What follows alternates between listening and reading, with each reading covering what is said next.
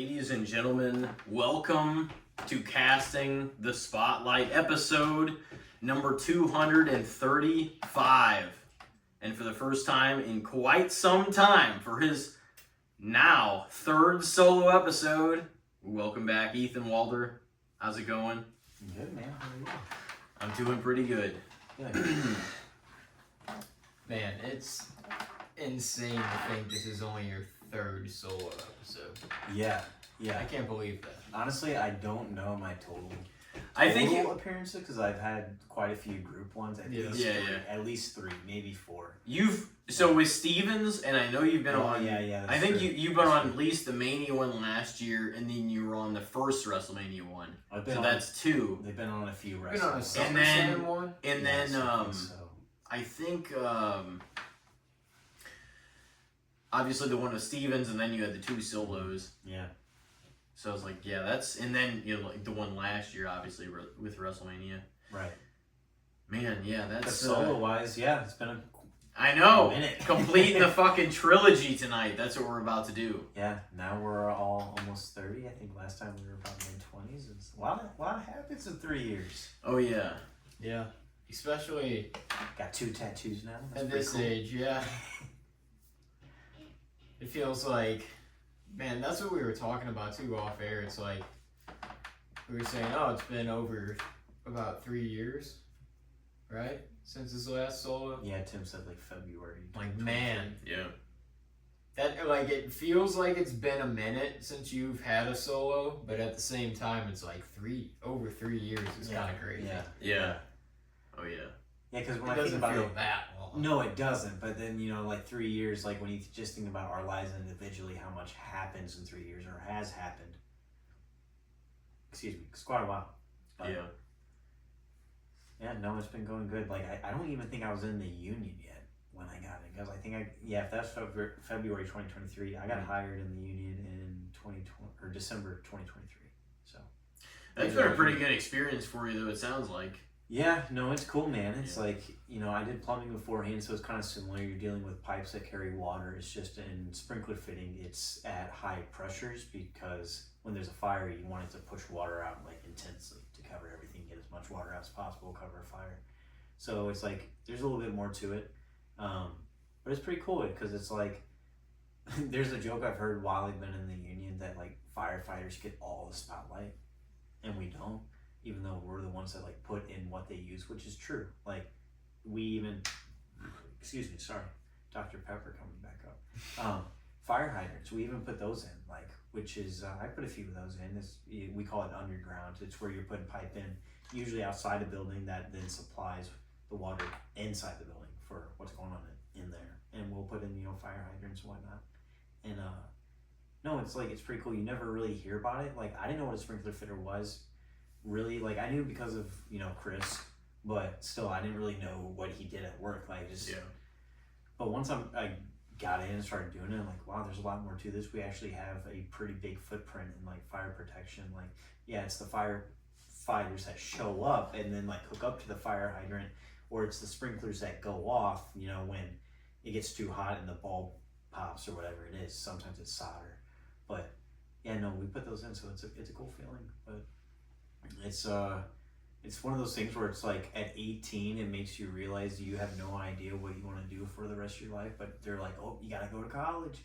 What do you want to do the rest of your life? What do you want to get a degree? Well, when we went to school, that's definitely what they pushed. Yes. Still at that point. Especially it was kind of like you're going to college or nothing. Yeah, that was kind of it. That felt like the only route that they really tried to throw at you. Especially school. Like if it was like a trade or something else, it was usually your family like introducing that to you. So it was like being passed down. Yeah, you got like a family business or something. That was different. Because of Chris, like my dad, like being in the union, like I of course knew about it, but it was one of those things that I was doing so well in high school at the time, where he was like, he presented it to me not as really something to do, but it's like, hey, it's an option, but you're doing so well, you might as well just like keep going, and then maybe you could pay someone like me to do it for you. And I was like, well, that's a cool mentality. But of course, law school just wasn't for me. But at that point, I didn't really have any really other turning point without accumulating more student loan debt. That's a whole other conversation. Yeah. But yeah, no, it's like one of those things where it's like they pay for your education. Like it's a 5-year apprenticeship. We have school like every other week. Right now we're on summer break. Usually get a summer break from like June to end of August. So, and then you have school every other week. And then right now, I'm 3 years in, so got about 2 years left. But like when you go to school, you get paid. So like that's a nice aspect. It's not just like sprinkler fitters. It's any union really out there. Like not all of them. Some are different. Some you don't get paid on school days. Some you do. But still, it's like you're not accumulating all this debt. And then at the end of it, hoping that your bachelor's degree can get you a living wage when with a union, or just even not a union, if you want to go a trade and start your own business, you know, or just even go non-union, like just with the trade, it's always in demand. So there's a lot of money to make, and you can make a lot more money doing that than you have with a bachelor's degree. Yeah. But even not even just like skilled trades necessarily, like there's even like Teamsters, which can cover all sorts of aspects. Like Tim, you being a Target, like, you know, there's people that stock shelves at warehouses that I don't know the specific name, but they're part of the union, because it's like stocking shelves working with forklifts. I think it's like, I don't know the direct term, I don't want to say dangerous, but like considered enough to where the workers can get a union contract. Like a hazardous workers Right, pay. right. But because you have to be like certified to do that stuff too. I mean, yeah, Forklifts I and don't shit know. like that. I don't know how to drive one, but I'm sure I could figure it out. But yeah, no, it's they say it takes training. I remember before I went to the union, I was applying to jobs, and it said like I would have to take like training, like classes at night to Yeah. learn how to drive a forklift. I'm like, oh. You could definitely fuck something like that up too. Dude, my dad, he You see only the videos of like just people, shelves? yeah, like knocking shit over. Yeah. My dad only worked in a warehouse like for a little bit. He worked for UPS for like a little bit. And he said he remembers this guy having like a flat screen TV driving through with a forklift, and the like legs of the forklift were just straight through the box of this flat screen TV, and this guy was just driving through with it. So like, I hope he wasn't planning on still trying to deliver that, because somebody got that shit, dude, I'd be so pissed. Okay, do you think he told on himself though? Be real. You in that situation, you telling your boss, oh hey, I just stabbed Dude, this if TV I boss. was the truck driver, I'd be pissed. I'd be like, somebody loaded this on my truck, now I gotta deliver this shit? Depends how well you can cover the puncture hole, I guess. There's two. Yeah, there's So four. There's four, one on Depending, each side. Yeah. If it went all the way through to the other side.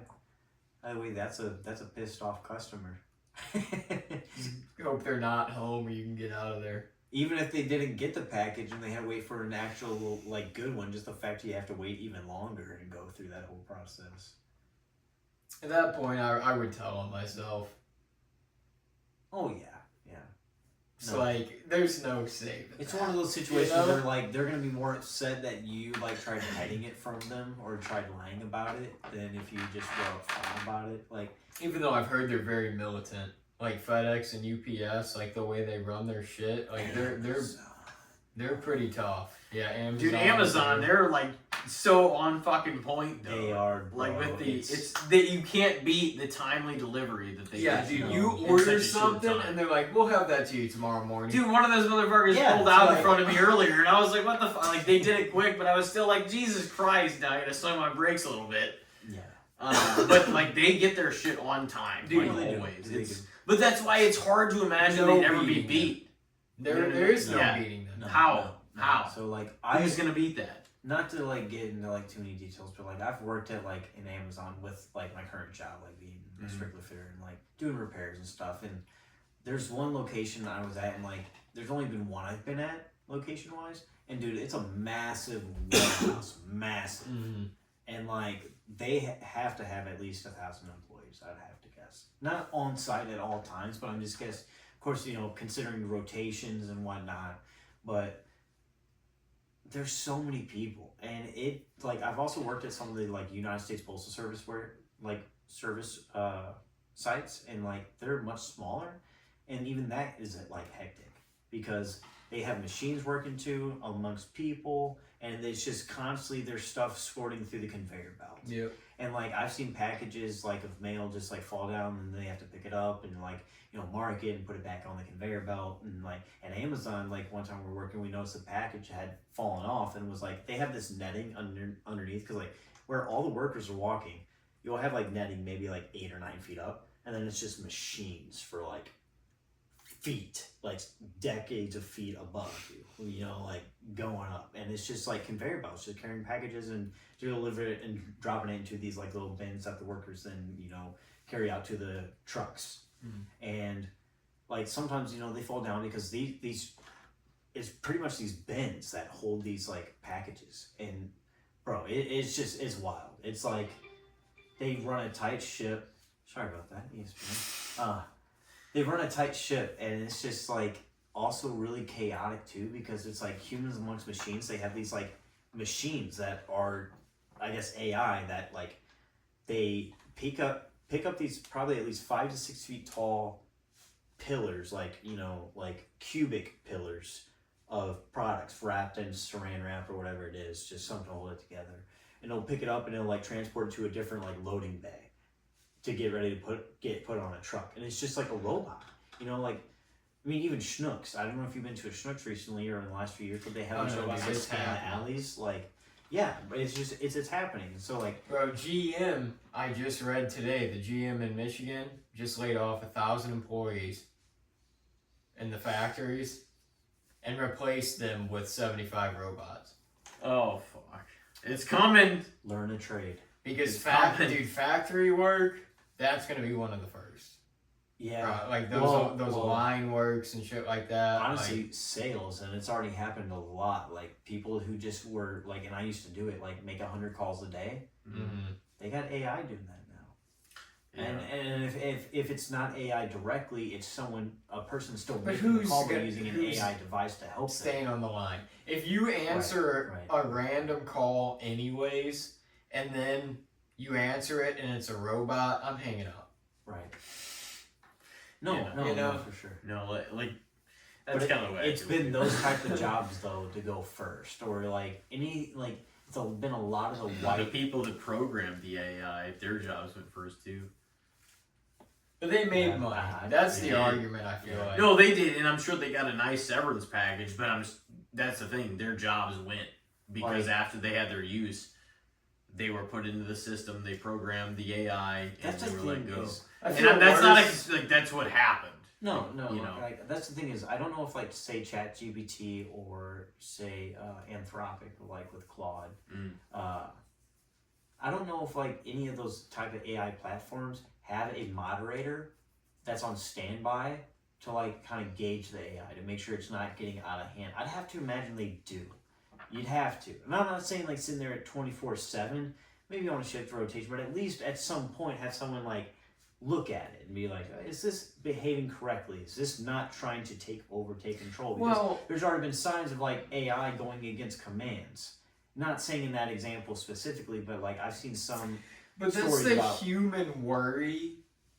We're all worried about that. So it's like we're gonna be on high alert for that. But at the same time, is they're avoiding it? You know what? It's like That's what I'm saying. For a while, I feel like they will just be helpful.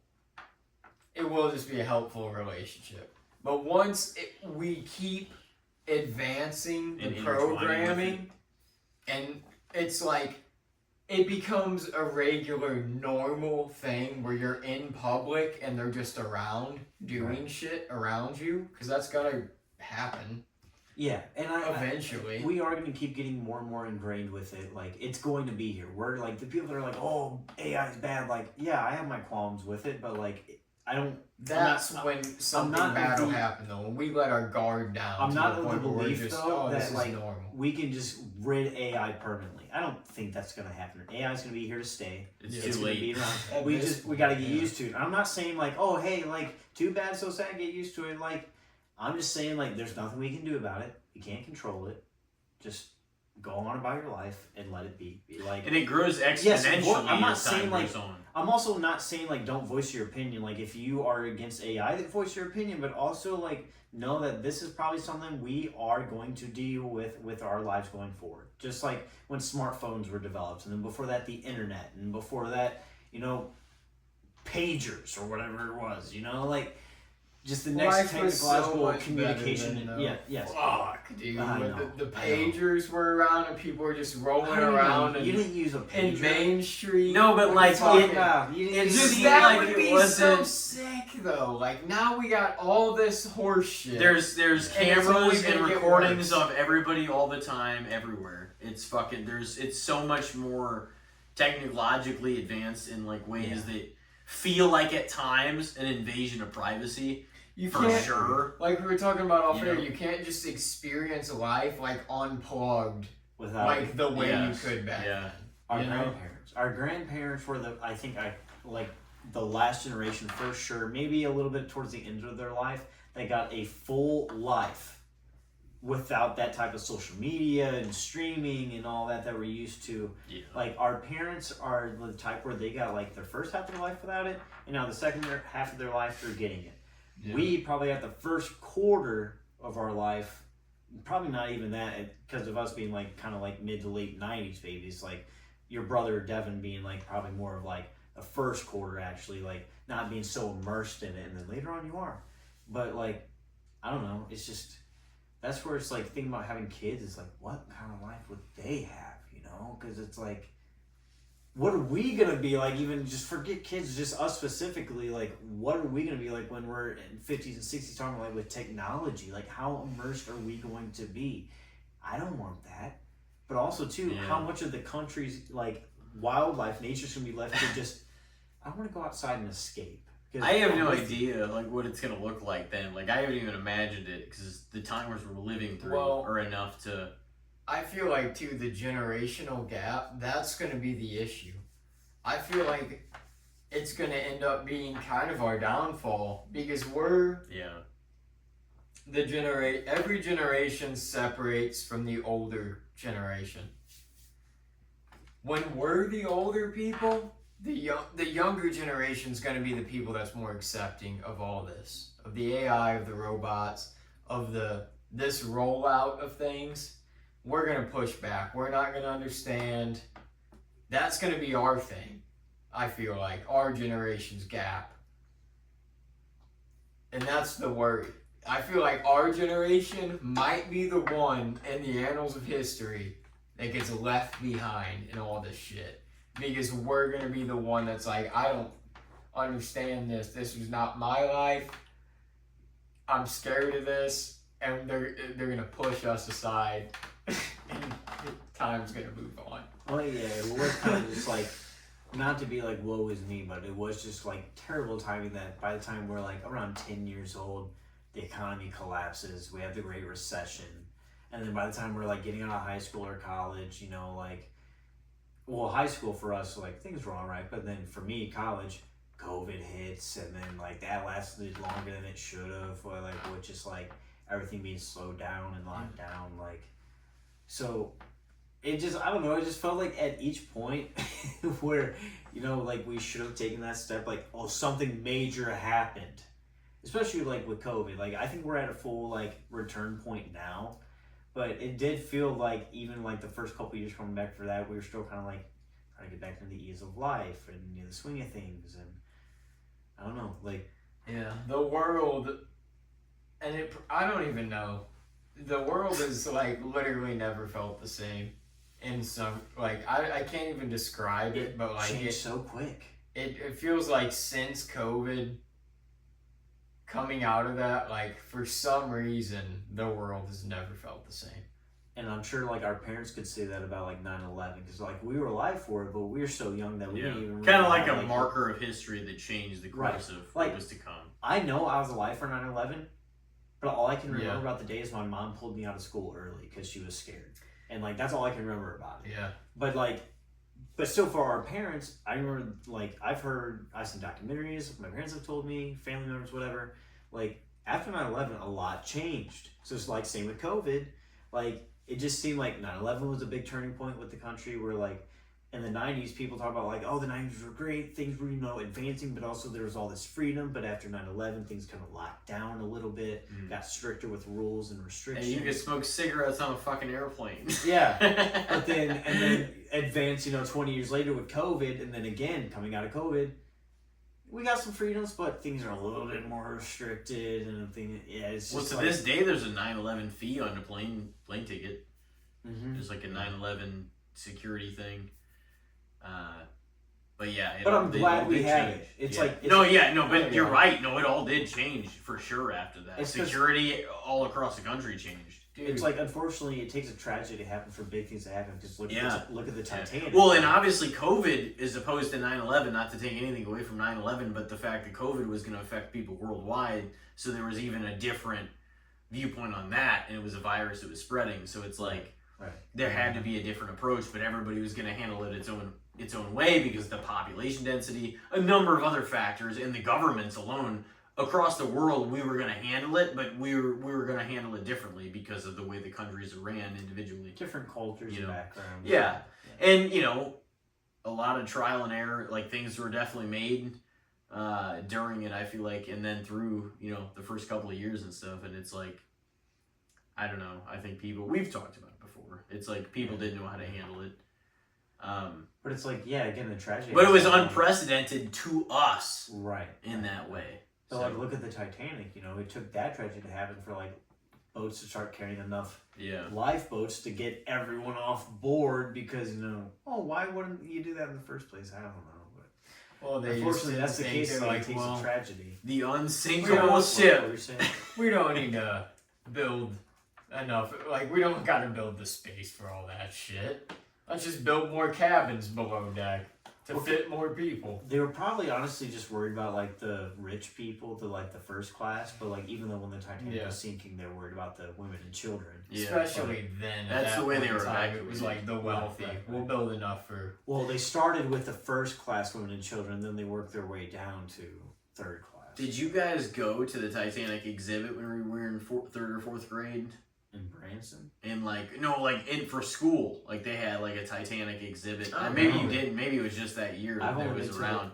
But it was actually really interesting because they had a lot of the pieces and like replicas of what the little like layouts of the bedrooms and stuff. I don't even remember what like city or where it was. I'm sure it was just someplace in St. Louis that I can't remember. But we took like a field trip to it in like fourth grade when me and Harry were in fourth grade, and we all went there.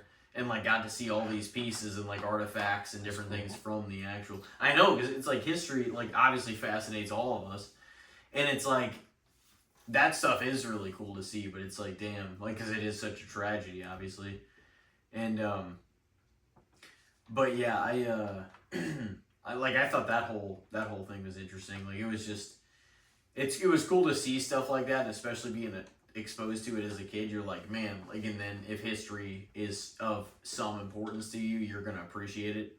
Yeah. You know? Yeah. So what's like what I appreciate about history is the fact of like where we are right now, not just us and our individual lives, but collectively as a country. And then if you want to go even further, as you know, a world, where we are right now had to take everything to go the way it did. And if any slight thing would have went differently, where would we be? And I'm not saying like it could be on a major scale. Like say, what if Lincoln would have been assassinated? Yeah. What if JFK would have been assassinated? What if like just this or that? It could be on a micro scale in our own personal lives. But it's like that's what I find fascinating about history is that it's just the collection right now in present day in this present moment of all the decisions made by everybody. At whatever scale you want to look at, behind you.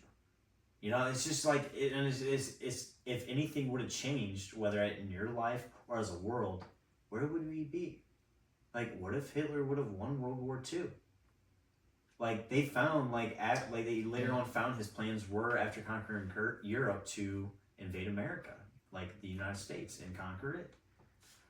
Where would we be? Yeah. You know, like... able to conquer Great Britain and Russia, though. Right. What if we never would have liberated from Great Britain and started America in the 1700s? Like, What if we just would have stayed complacent and stayed in Great Britain? Would we be here? Would we just be over there? Well, no, we'd probably like, still be here, but we'd have British accents and shit would be way different. Yeah, maybe. No, I'll I'm never saying, know like, the alternative, but it is interesting yeah, to think yeah. about. Yeah, but that's what I love about history. So I don't know if we'd have pushed as far out. That's true. I'm glad they did. Yeah. Yeah. I'm glad they were like, you know what? No, fuck this. I can tell you who is. What? The damn British. Oh. We went to different. The Boston Tea Party? No, that's what I was thinking of. No, I was talking about expanding west. Mm. About who would be glad we did it. I mean, who isn't glad? the British wouldn't be because we gained way more power than them probably at that point. And why would? But also, yeah, the Native Americans probably wouldn't be too happy about that. Yeah, probably not. But hey, Reparations. 'tis history. Yep, reparations.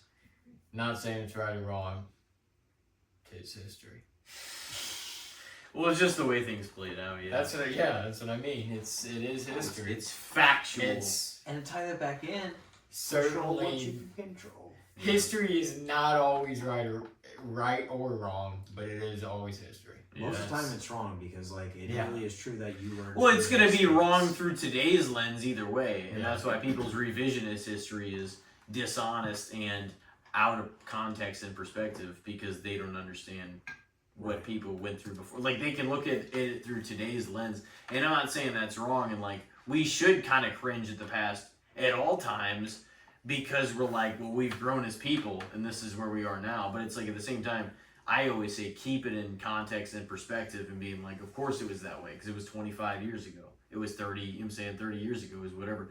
I'm not saying it makes it all okay, but it's like it was a different time and you can't only view it through today's lens and judge it by that perspective because of course you're going to have a different one all these years later.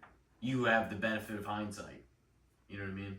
Yeah, no, hindsight's always there. The benefit of hindsight's always there. I think like it just comes to a difference of perspective when it comes to it was 25 years ago, it was 35 years ago, because like for some people 25 35 years ago is a long time, Yeah. but then you get some people who maybe just look at it at a grander scale and think about all the years that the plane's been here before us, before our grandparents, before our great grandparents, and you're like, that's actually not a lot of time. So like, I don't. It's weird because it isn't in the great scheme. Look at how recent we kind of regard, like, say, like, oh, WrestleMania 22. It was 20 years ago, but it's like it doesn't feel quite at times like it was 20 years ago, even though you know it was. Right. Yeah. Well, You it's know like what I mean? life as a human. It feels like a long ass time ago when you think about. But things that's on insane. that scale. You know. To think it was 2/3 of your life ago. Yeah. No, It's for like- sure. That doesn't even, in context, that is hard to accept, I feel like, as we get older. You know what I Yeah. mean? Like that kind of time passage, I would say. Getting old, we're all dying. Oxygen slowly getting. I mean, if you want to go by that, like, we are slowly dying the moment we're born. Well, I mean, not really. I mean, but your time's only going to be ticking from there on out. That's Your my, time's that's the ticking. point. Yes, you're getting older, but you're not dying from the moment you're born. If you want to look at it like, I mean, no, I know what you mean. The clock's But it's winding like- I know what down. you mean. No, it is. Yeah. It's like I you're was being being smart born about here it. for a finite amount of time, no matter how long that time is. No, you're good. I was being You smart. know. Like that. I was just But trying to ruffle your hey. feathers, Timothy. it's no, but like the thing is, that's what's interesting is we don't know how long that time ever is. No, that's yeah. Well, it's like It's all part of the game, man. we're like it's. I'm sure you two heard it, just like I heard it growing up from our parents. Like when we were kids, I can't wait until I'm this age or that age so I can do this or that, and our parents would be like, oh well, like don't wish your childhood away. Oh yeah. Time goes by quickly when you get older, and you kind of just blow it off as a kid, because as a kid, time did feel like it went by slow, especially looking back on it now. And now that here we are, like in our 30, like literally 3-0 era, and like time just feels like it goes by quickly, and it probably is because our schedule is busier. I mean, when we were kids, we had school and stuff, but like school would keep us occupied, but not as occupied. I don't know. Just like as an adult, you got a lot more on your mind. Like at school, it's kind of just like whatever's in front of you, and maybe what am I gonna have for dinner? You know, like as a kid. But as you get older, you start to develop more like thoughts and like deeper thinking, and that's when you start to get more on your mind. I think that's maybe just where your mind's busier, and that makes time feel like it passes faster. I don't think time actually passes faster unless this is a simulation. You just have more on your Is plate. this a simulation? It might be. Yeah. No, legitimately. Time does But, like, pass quicker as you- you get older. The I more you swear. have on I your just think plate, because we're busy. the more you have on your plate, the quicker it's going to be because the less you're able to just free think without having a purpose on your mind at all times, like to where you can actually sit back and relax. You know what I mean? And think about it in that perspective. But it most certainly feels like that, and I've said a number of times on here, like it at least feels twice as fast as say when we were like 12 or something even like that. Probably even, I don't know when it started kind of getting like that, but definitely sometime probably in our early 20s, it shifted dramatically into like assuming more and more responsibility. So, Well, that's just, or what, probably 20? Around that time. But that's just how it goes. I'm sure different for Were we various prepared? people. No. Did we think we were prepared? And it's happening Yes. later and later for a lot of generations of people because shit has become, a lot more unaffordable for a lot of people. So it's just, it's a tough fucking go. Yeah. Yeah, I dude. did. Sorry, go ahead. No, I mean, I was just agreeing. I was just like, it is true.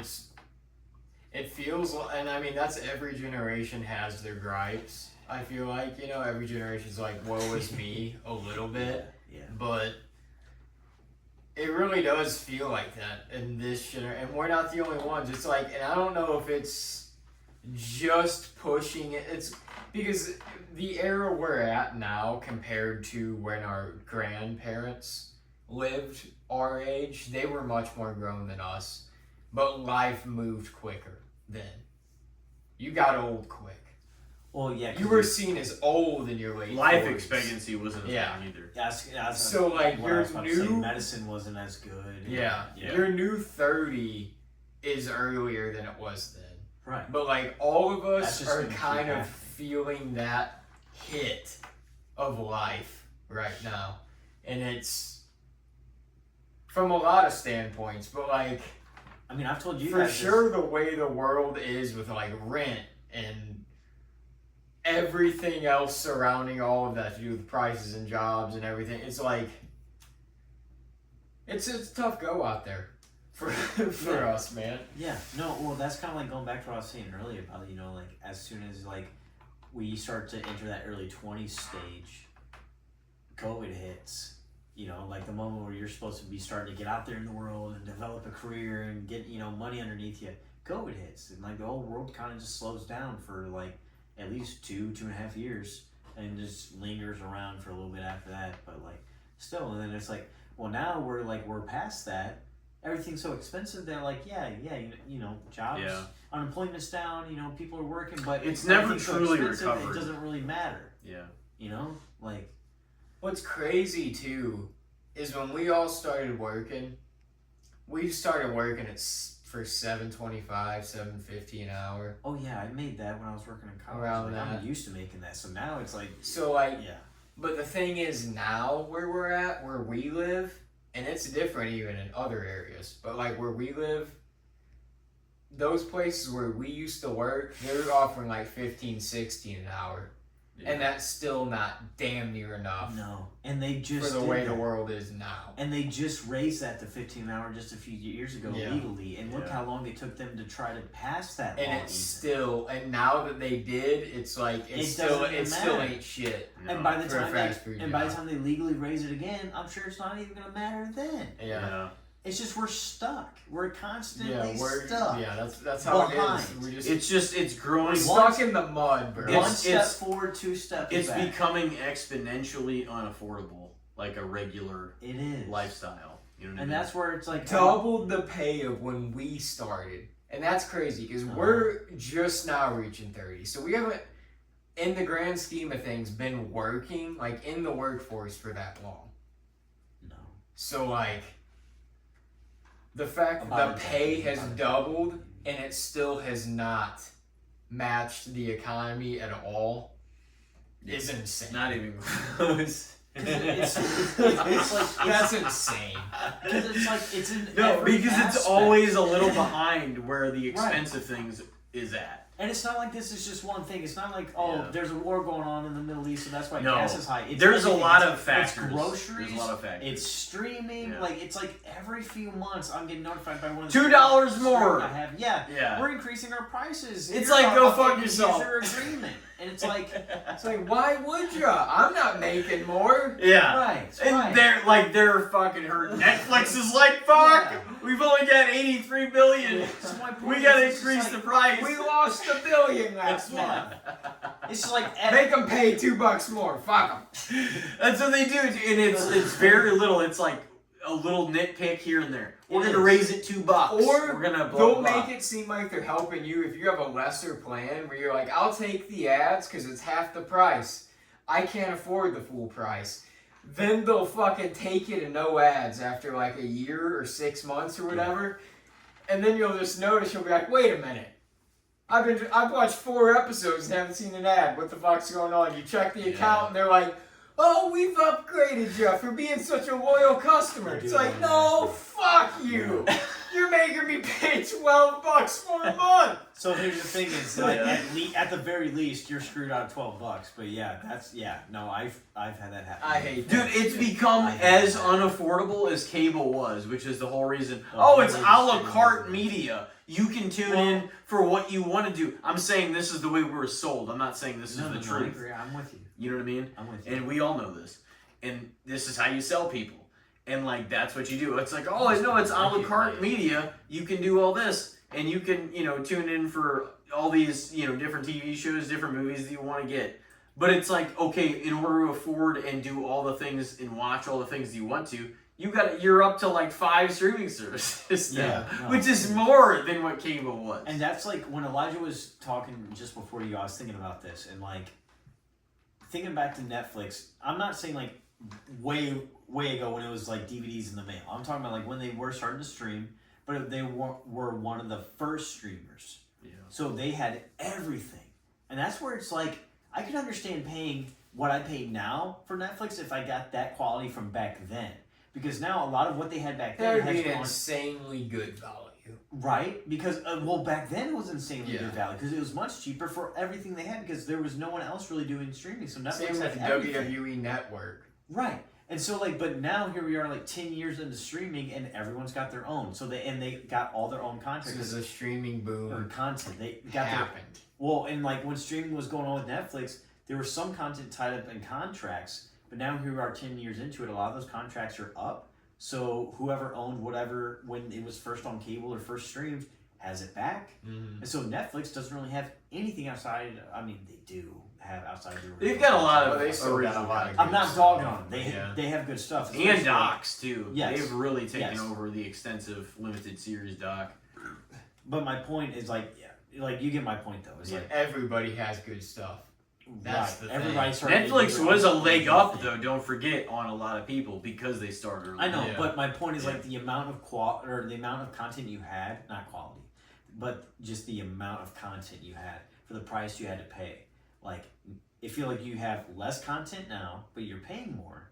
Whereas when Netflix first started streaming, you had all this content and you were paying hardly It was anything. never gonna stay like that. Yeah, but it was No, also I a know. non-competitive market because Every everybody single else had one's not yeah. launched their platform. That was the thing. Well, so It you was gotta take just that the- into the perspective, boom too. of it. No, it's because it was also a non-competitive platform at the time because no one else That's- had yeah, really no, I yet know. to launch their platform. So there I was mentioned nothing that. to compare it to. Yeah. No, I know. I So mentioned so they first one through the wall.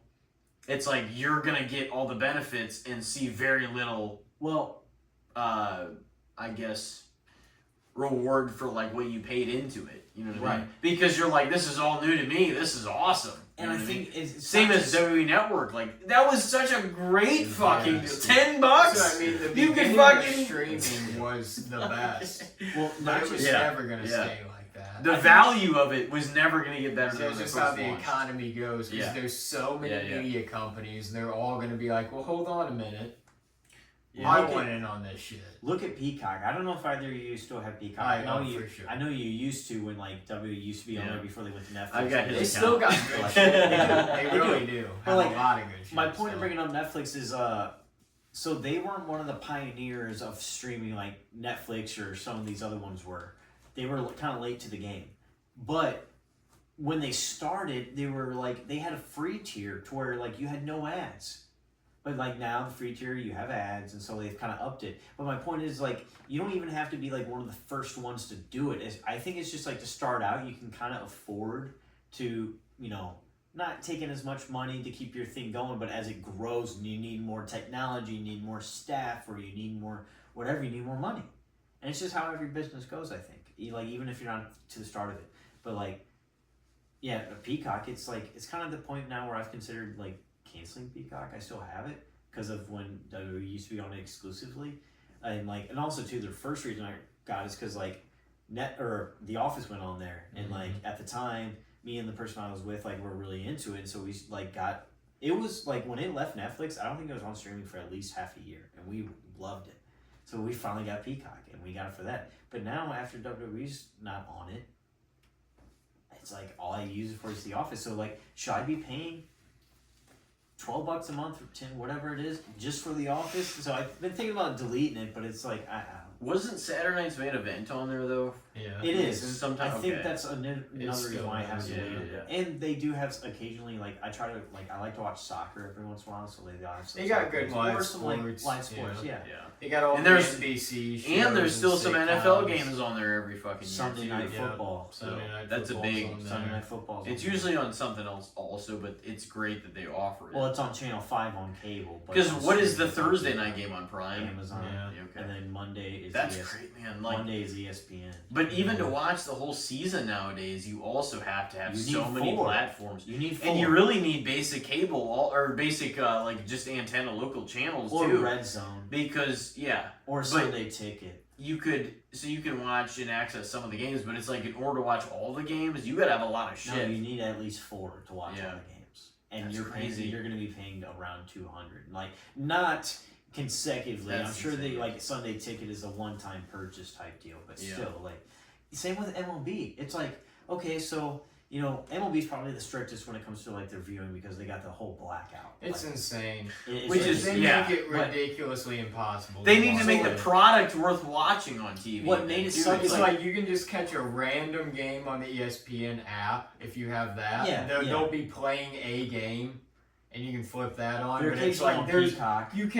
there's no guarantee who it'll ever be. You can No. never watch your team. But like, do you remember Just- when we no. were kids and the Cardinals were like on Channel 11, which was like not even cable. Channel Yeah, 11 you is like could a watch local your channel. home It's free. team. It's free. Easy. Yes, but then like they went from Channel 11 to then like I think Fox Sports Midwest, which it was for a long time, And that was where you easy finally needed too. cable. Yeah. But then it changed to like Bally, and then like I think Dish Network dropped, and like some other cable provider DirecTV dropped, got and it, I like think. so and it's like then you weren't, even if you had cable, you couldn't watch the Cardinals, and there was really no way to watch them for a bit unless you like subscribe to whoever, like Bally or whoever it was.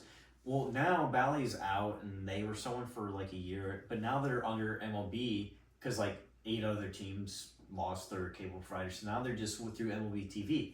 Okay, so I subscribed to MLB TV. I got it kind of like on a deal through my cell phone provider, but still got it. Thought I could watch the Cardinals. I can watch any game I want, but not the Cardinals because it's blacked out. And I'm like, why? because that's your local. Because it's home my team. local. Yeah. But and I don't I understand. I don't understand. I really don't. I try to understand is what I should say. But it's like Because they assume because you're a local fan, you're going to be able to have access to the game anyway. So on But- their platform, you can view everyone else, but you can't view your local team. but it's like It's crazy. Yeah, I don't right. The agree weight- with it. I just, I I know. understand. They're like, oh, well, let's make this. so what I It's ended up to doing make it a was son of a bitch. the Cardinals, like those 8 teams I mentioned that went to MLB TV, they like have their own like you can subscribe to cardinals.mlb.tv, and change the team name to whatever. Yeah. But like I went to that, and like you can then I forgot what the MLB TV is normally. I got it on a deal, like I said, but the Cardinals TV for a whole season to watch them at any point just through MLB.com, because you link your account, whatever, is like $100. And I'm like, yeah, I remember when it used to be free on TV. $100 is an idea, but at the same time, baseball's long season, 162 games, April to September. I think I bought it near the beginning of May, so like I got it. But it's like, still, man, how easy it used to be to just watch sports, whether it was NFL, like we were saying, for streamings. Baseball's the hardest, but even hockey, like, I'd like to get into hockey more. Or soccer. We got a soccer team in St. Louis now. But it's so hard. They've never cared keep about up the with MLS, though. I know, but it's like, you spend all this money to build a stadium. We have a team which I hear like started out good in the last few seasons, kind of been like, But still, I would like to keep up with it. I'm not saying People I'm go going to to the dive game deep, but still. no, I know, but I'm saying like watch a game. Like I think you need Apple TV, or you did at least for the first few seasons. So it's like there's another thing you need. They've find a way to make you try to subscribe to every single one of them. They try to like spread out the interests enough across the board to where there's like they hit every market and you have to like even if you're a fan of WWE now, you have to be subscribed to like Netflix, ESPN, Peacock, cable to keep up with everything. That's insane. Well, and it's free, but YouTube, so $5 if you want to count YouTube, even though it's free for AAA, but still. And that's, I mean, if you're just counting the main product, though, Yes, yeah. 4 different providers, That's fucking nuts. SmackDown is on cable, Saturday Night's Main Event is on Peacock, PLEs are on ESPN, Raw's on Netflix. Yeah. And NXT is on cable too. But yeah, either way. It's like, yeah, I mean, you mentioned it like earlier, like the WWE Network, like we were talking about that, like that was a steal. That was a real steal. They had steal. the whole fucking backlog of the history and all the events. Yeah. And they had all of the new ones. They were behind by a month. You could get the free month trial, watch Mania for fucking free, and watch anything in the history that you wanted to, and then cancel without having to pay a cent. And it was all It's like uncensored. that's crazy. It was also all uncensored, and I think there were certain people or things they wouldn't bring up in the search results if you tried searching it. But if you knew the specific event you wanted to watch certain someone or certain thing, you could find it. It was there. It was uncensored. So like that was cool. But like now, I think like they don't even have a provider to put all their like library on because they're contracted with Peacock right now. Netflix is getting more and more of it though now. They are. But they also now have the YouTube channel WWE Vault, which they've been uploading a lot of stuff. A lot of old WCW classic episodes. So I think they're true too. I think that could be a safe haven for them because YouTube's free. You don't really got to worry about contracts. It's like that could be a safe haven for them to just put everything on there. And then if they find a contract, there's a lot of documentaries already on there too. I was like watching the Paul Heyman one again a few months ago. I mean, like Netflix has a bunch of shit though. Yeah, of theirs, like a backlog of a bunch of their old pay-per-views, a bunch of their old Raws and SmackDowns. Like, why not? With the Raw deal, why not try to integrate even more and try to put even more on there? They should just get SmackDown at the end of the USA deal. That might be the deal. Because I think SmackDown's already on Netflix and like most of the other like European internationally and everything like that. So is NXT. Internationally, Raw, SmackDown, and NXT are all on Netflix internationally. It's only in the US. So we're getting fucked. Where we're getting the cable, ESPN, Netflix. Well, dude, internationally they get PLEs, Raw, and Netflix all on. Or Raw and SmackDown all on. What they wanted to do domestically was replace Raw, who was always on USA Network, with SmackDown.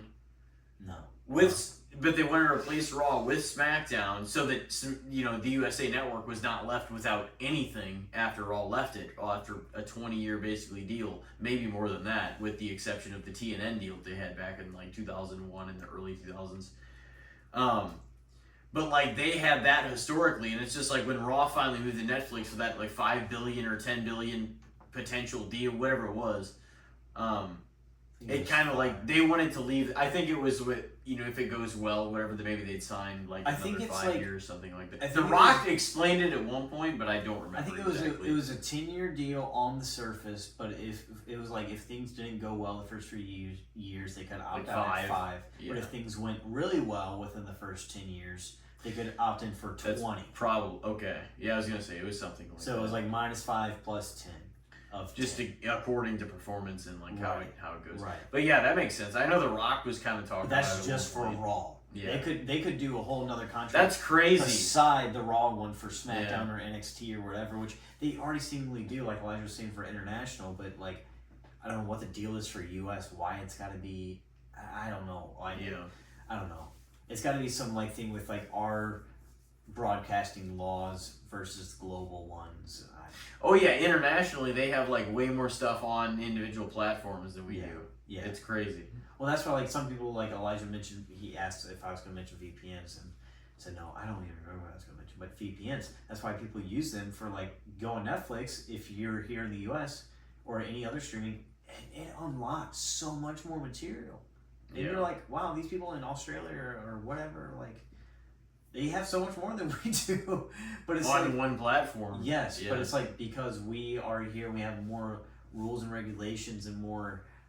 A lot of the like media that is out there globally, they're headquartered here. Yeah, we're the media hub of the world. Right. Yeah. Right. So things are gonna be more. They're like, oh no, we're fucking capitalizing on the American market. Yeah. You were getting 100% fucking money. But also, how do you make it easily appealing to the other markets internationally? You make it affordable and you put all your content on there. So it's like to them, you're selling them and they're like, oh yeah, everything in one place. But to us, we're getting the most spots. We have freedom, but it's we're the getting most. milked. Yeah, but it's the most fucking price and stuff too. But it's like if you're gonna try to appeal internationally to other countries, it's like it's a great deal, and that's how you get them. No, I know.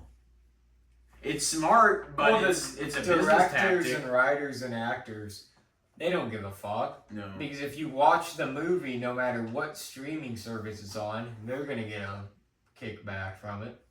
Yeah, so it's like it's a business, man. Money talks. But I mean, it's a lot of the definitely under TKO. media That's what they care companies about. get fucked. An ad every fucking 2 seconds. What'd you say, Elijah? I said a lot of the media companies are the ones that get fucked. They're the ones that have to try to cut deals to, let us stream in your country. Because Netflix, like we said, they were the first ones on board, so they probably dominate a lot of the foreign markets. Because like we said, if you go VPN and you Netflix internationally, you have a fuckload of content. Yeah. Because everything's on there. Yeah. So everybody's probably trying to catch up to them internationally too, and eventually they're probably going to try to do the same thing to all these other markets, right, as they have here. Well, Netflix is just going even deeper because they're hosting more and more sports events or live events, and like I don't know, well, they have their partners with that Jake Paul's like fighting promotion. MVP promotions or whatever. Every once in a while they'll host an MLB game. They were doing some Thanksgiving and Christmas games for NFL last year. Yeah. So like they have a few NFL games a year, I think. They'll do some random fight versus, they have like because they did all that. It was Ronda under the Rousey. MVP promotions, I think. The Rousey, Carano stuff, and the Paul Tyson fight, and right. They've had like a few, I think.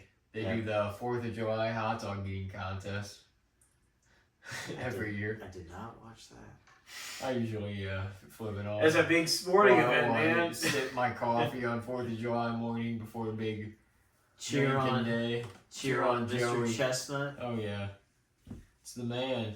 It's a true athlete out there at the prime of his career. All due respect. He's already been doing it for like 20 fucking years. Killing it. I know. It's kicking the hell out of everybody. Dude, it looks painful. What were you gonna say?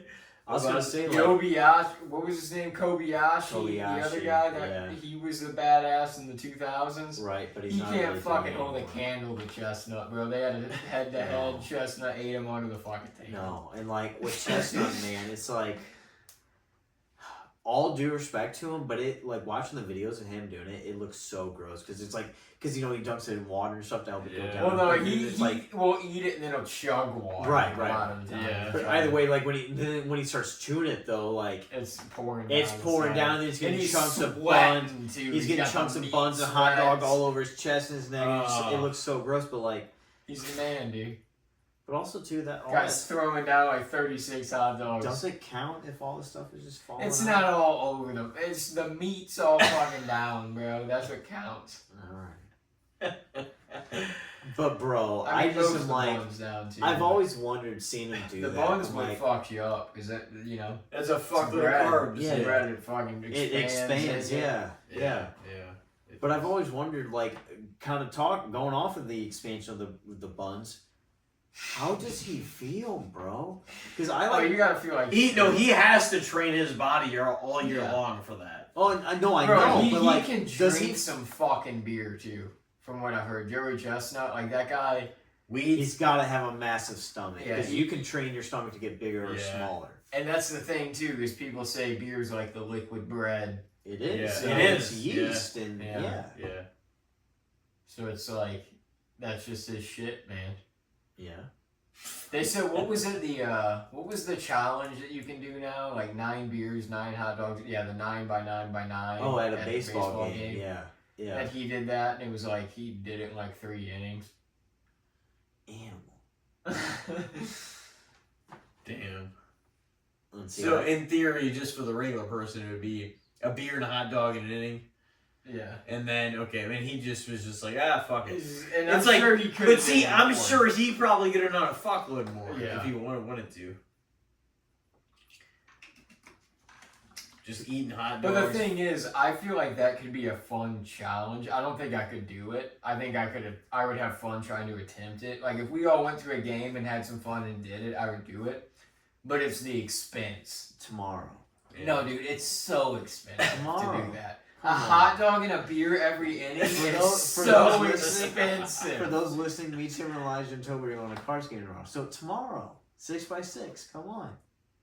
We're gonna do 6 of them. Why not? Tim? I mean, that's still expensive as Dude, I'm gonna get either a hot dog or some fucking ballpark nachos. I want to get a hot dog or a pretzel. I'm gonna get some ballpark nachos I or hope hot Or dog. nachos. I hope your pretzel or cheese, whatever you get, is just cold as. Like, we're not gonna spend fucking My $250 nachos- in the My ballpark? nachos are gonna be fucking tremendous. You'll spend $250 on some other shit you don't need. Bro, I can't spend that money right now. I'm spending a fuckload of money right now. I don't want to I'm spend. not saying in one purchase, bro. Yeah, you are. You're saying let's fucking buy 6 hot dogs and at least 6 beers at the fucking ballpark tomorrow. How much you used to drop at the strip club? I was like twice.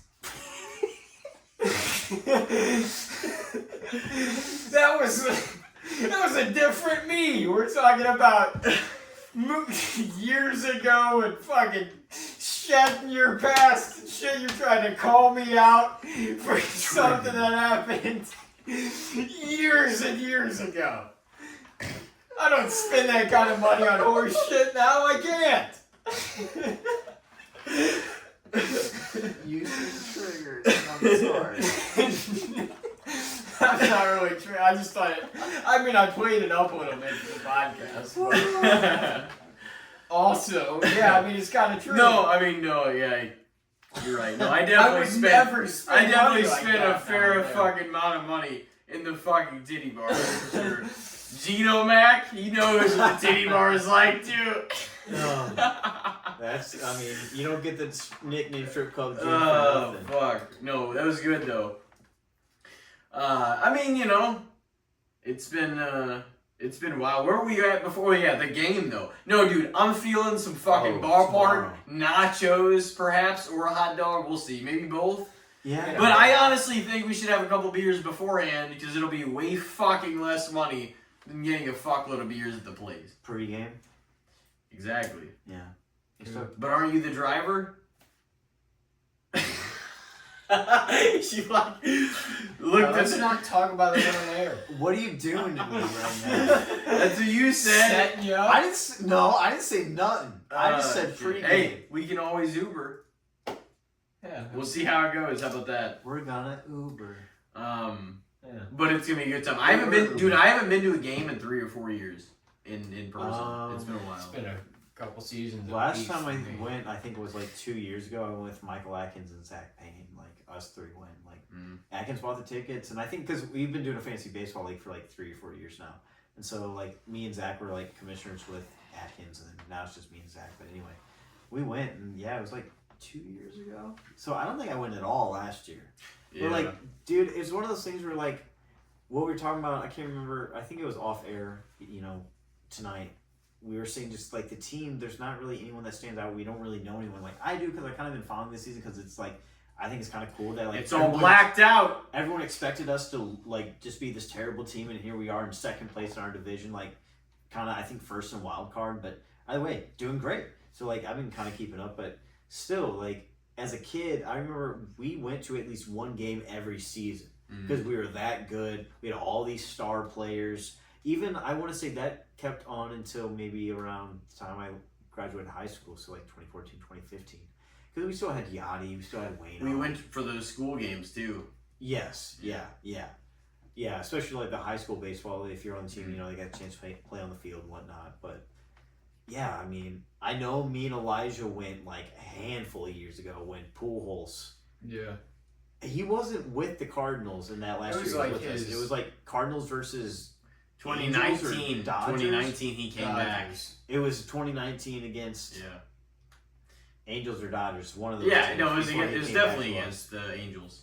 It was the Angels, but it was Pujols' first time back here in 8 years. Yes. And I saw, oh my God, me and my dad walked up the stairs, literally standing ovation every time he came. Oh my God, it was beautiful. Yeah, because you went to the Friday game, I think, and the very first game. Me and Elijah went to the Saturday game, Saturday night, and dude, even on Saturday, like the energy was. It was insane. Like, you could feel it. It was so nice because I remember being in guitar class in high school in 2011 that fall when the news broke that Pujols signed with the Angels and everybody was deflated. And of course, afterwards everybody was kind of like dogging him and dragging his name through the mud. Which, like, say what you want about taking the money, but like, still, either way, it did feel like the city kind of was like had turned their back on this guy. Just like they felt like they turned his. And I understand. I was hurt. I was upset too. But I also kind of had, my parents kind of talked to me. They're like, oh, money, take care of your family, blah, blah, blah. Excuse me. But I also realized, like, we got some good draft picks out of that, like Steven Piscotty, who then we used for other draft picks and players. But to see him come back and, like, you experienced it, we all did. Yeah. That weekend when he finally came back. Loved it. It's like, but seeing how the crowd reacted, like, yeah, we all loved it, like, because we had talked about it before he even returned, like, we still had that love for him. But seeing the city embrace him, because and we got to see 702. Time had healed it. We got to see 702 fucking 2. Yes, and and here's the thing is, I think Pujols genuinely loves St. Louis and the St. Louis Cardinals. Well, he kept his foundation out here the whole time. Yes, and see that's the thing. It's like business. It was the perfect redemption story. His last season, he got into the 700 club. They made the playoffs, like even though we didn't last too long. He got to play with Yachty and Wayne. Exactly. And I'm like, everything was written to perfection, and I absolutely love seeing them. And now this year, Pujols and Yachty, Wayno's next year. Pujols and Yachty are going to the Cardinals Hall of Fame. Yeah. And then I think it's next year they're eligible for the MLB. And like Pujols, he should be unanimous. It's got to be 5 years, yeah. But he's going in. Yachty is, they always say he's contested, but dude. Especially what was intriguing about Yachty is that the MLB Hall of Fame's horseshit. No, it is.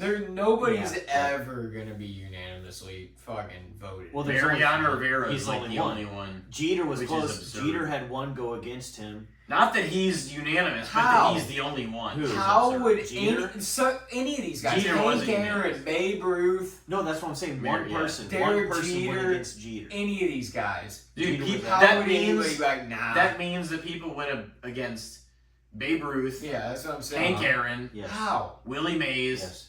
So it's like, the only one. What is your fucking threshold for how great of a player is who? Like, and here's the thing. You'd think, based on Pujols' numbers, because he's like, in some categories, one of 3 or one of 4 in the same name of like Hank Aaron or Babe Ruth, you think, oh, that's unanimous, especially for modern day.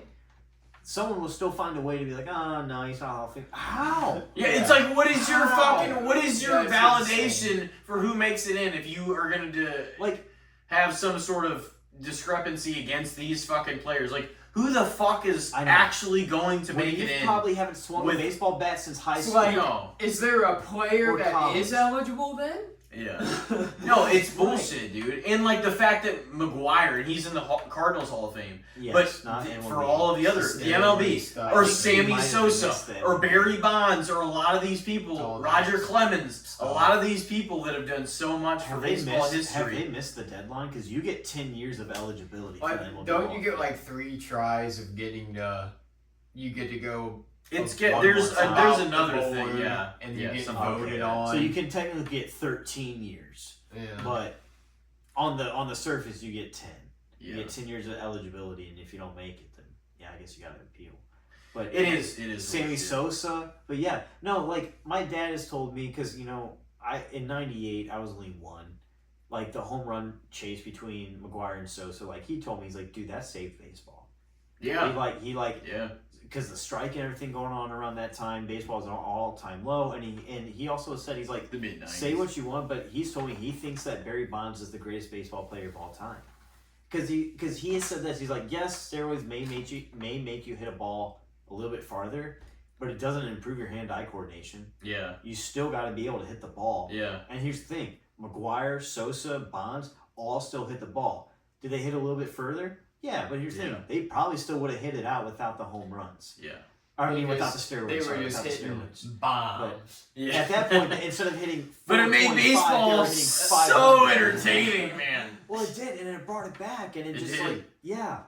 Well, and then also was it at a time where you had like some star pitchers, like Randy Johnson was around throwing Clemens. gas. We were just talking about him not too Yes. long ago on the iconic Johnson. athletes. Yeah. Yeah. What a time in the '90s when you have McGuire and Sosa going nuclear with home runs, and you still have Nolan Ryan around, and Randy Johnson still throwing 95, 100, striking Nolan out Ryan 10 just batters a throwing game. 140 pitches a game at like 42 and shit. Dude. Just a monster, man. Dude.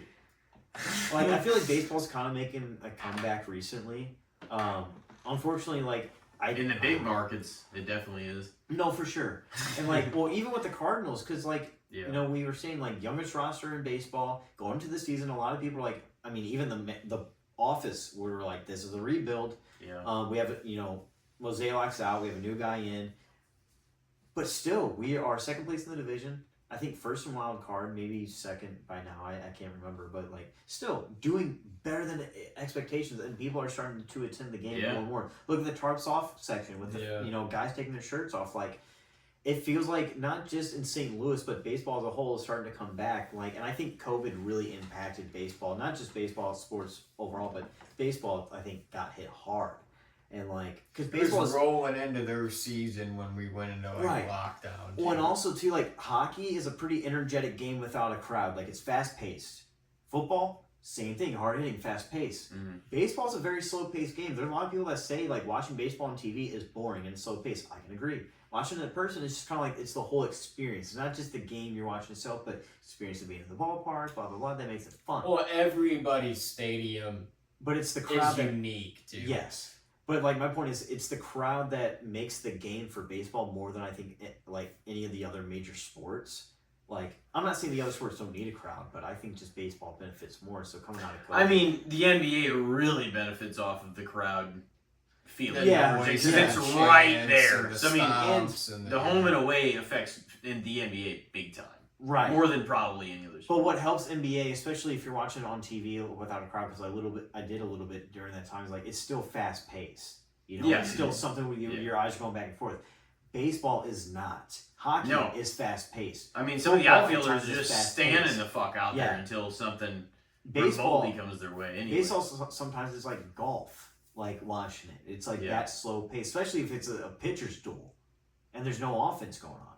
It's like, man, I mean, kudos to these pitchers, but this is effing boring. Yeah. Yeah. Pitchers' duels are like, I appreciate pitchers, so I'm like, this is cool. But yeah, they can be like a snooze too.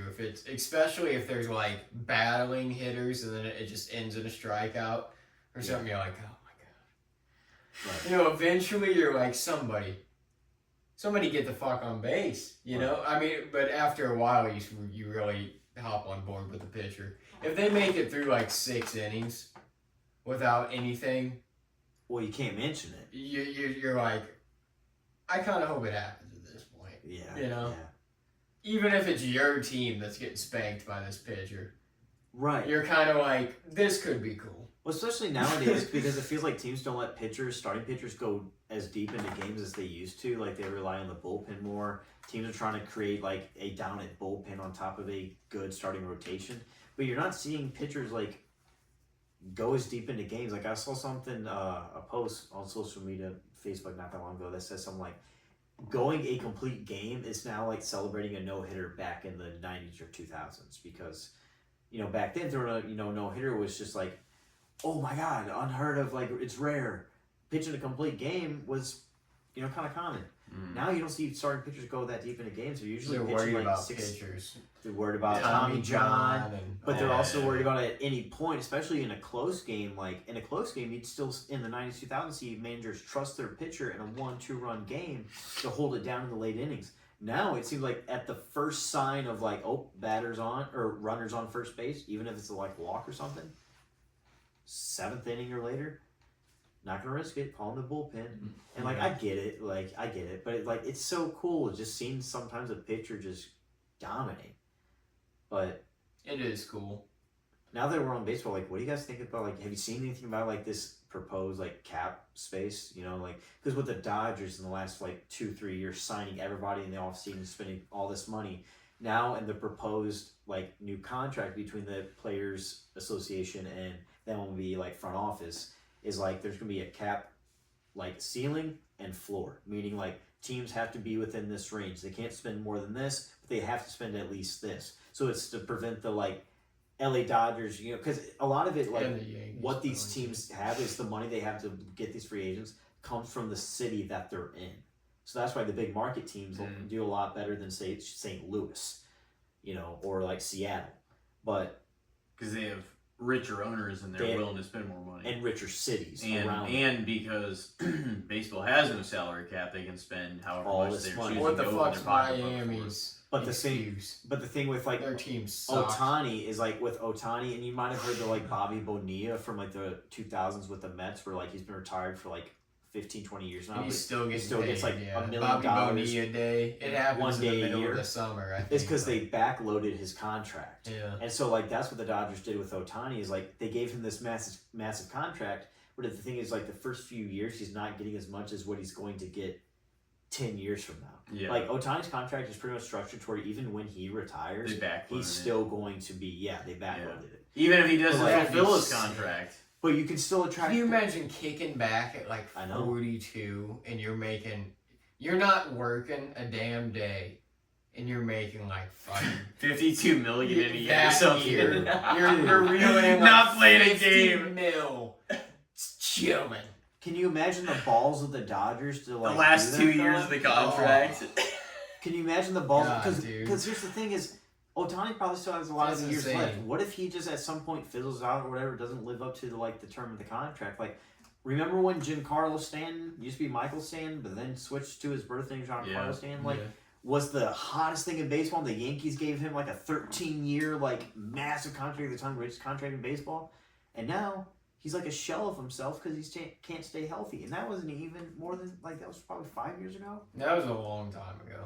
Yeah. I mean, like about 5 years ago. Yeah, longer than that. And he was always a decade ago. He was always talented, but he was very much many times a home run or strikeout guy. But it's also like my point of bringing that up is like the contract. You make a massive contract with a player. Yeah, good for the player. Like, maybe kick it back if it's backload, especially. But as a team, man, you are taking a massive gamble because like.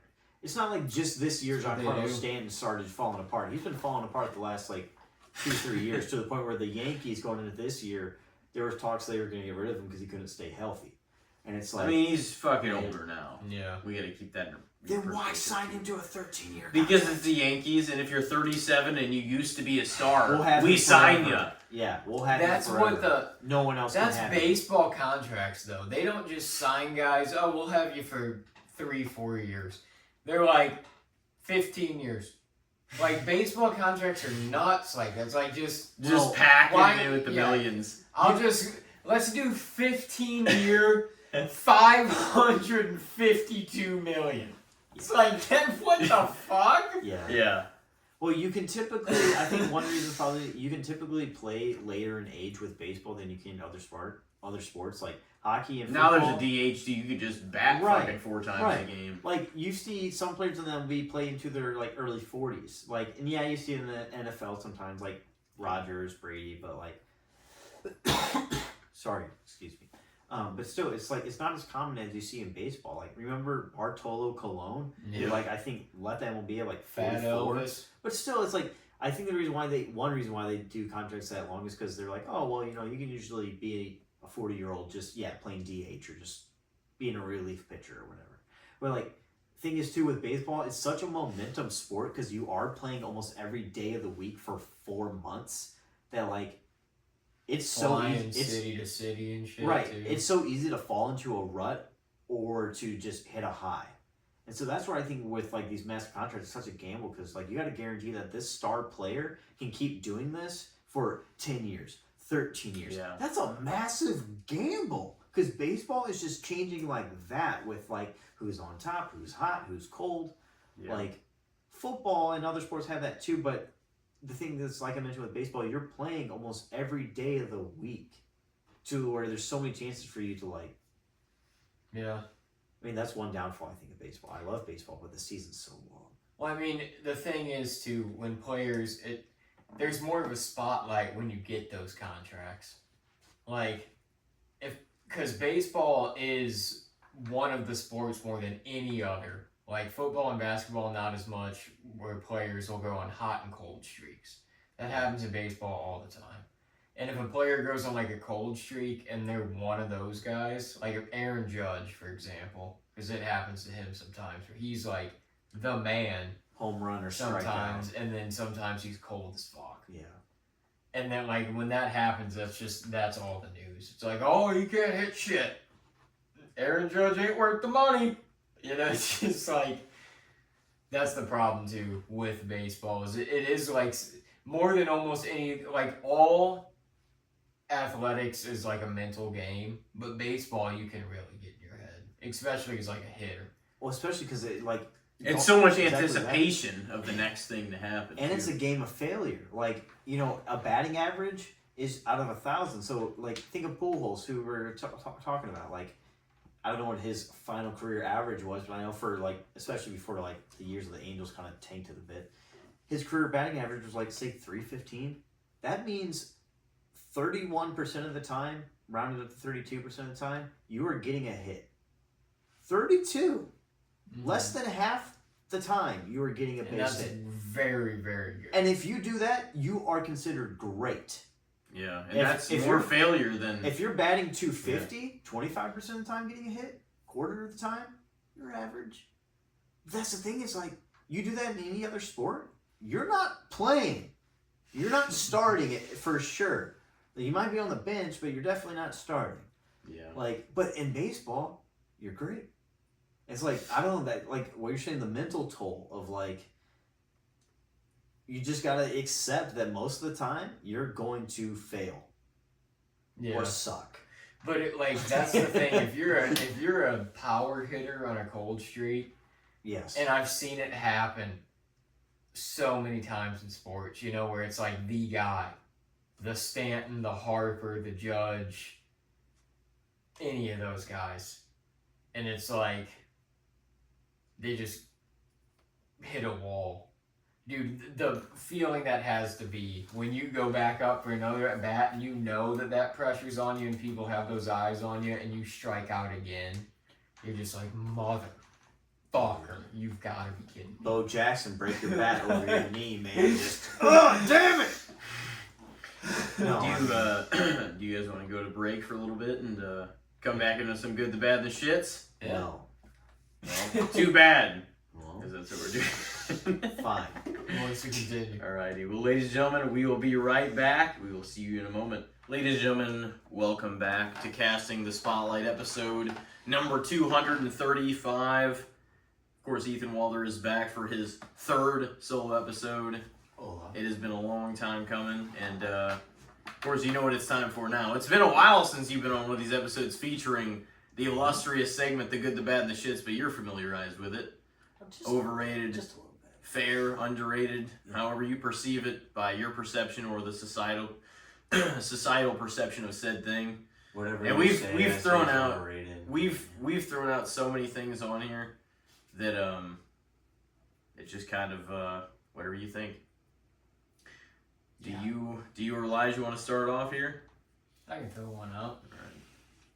We haven't really delved into much wrestling, but LA Knight is kind of a hot button topic. I feel like he's circling the Bloodline story currently. He's always kind of circling the main event scene, but never quite the main event. You know what I mean? And it feels like he's an obvious fan favorite, but he's never necessarily booked in the position to be the guy to hold the belt. You know, even to have a Damian Priest or Jey Uso run, like he's not seen as that guy necessarily.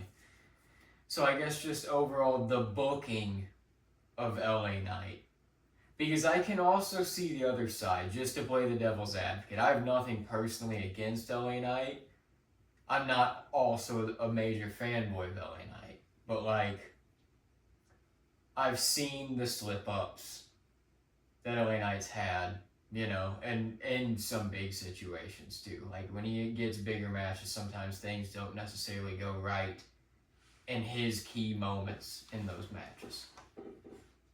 So it could be an overall, I mean, that could be the cop-out answer, but it could be overall just a lack of trust. Could be age.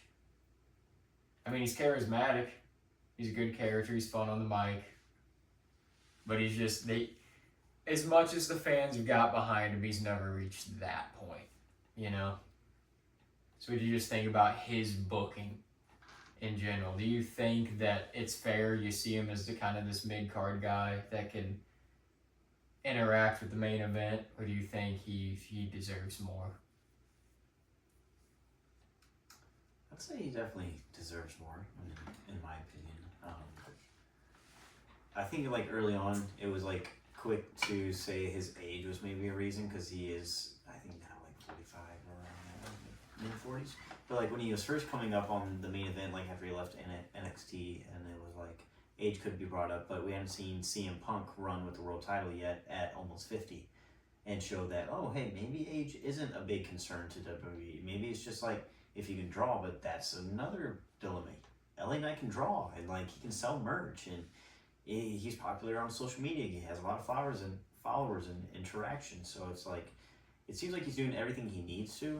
But I don't know. Like I haven't watched all the episodes of Unreal, but I've seen like clips of like him talking with Triple H and Bruce Pritchard, and it seems like he's, I don't know, like always like rubbing them the wrong way somehow. Like of course I don't think he's meaning to, but like I don't know. Like it seems like something is obviously causing them to not push him, because like he's obviously should be a main eventer at least. I mean, sorry, a mid-carder at least. But like a main eventer, they floated him there, but he's like, the first time when he faced Roman Reigns was his first world like title shot, and it's like you knew he wasn't gonna win at that moment because Roman was on his historic run.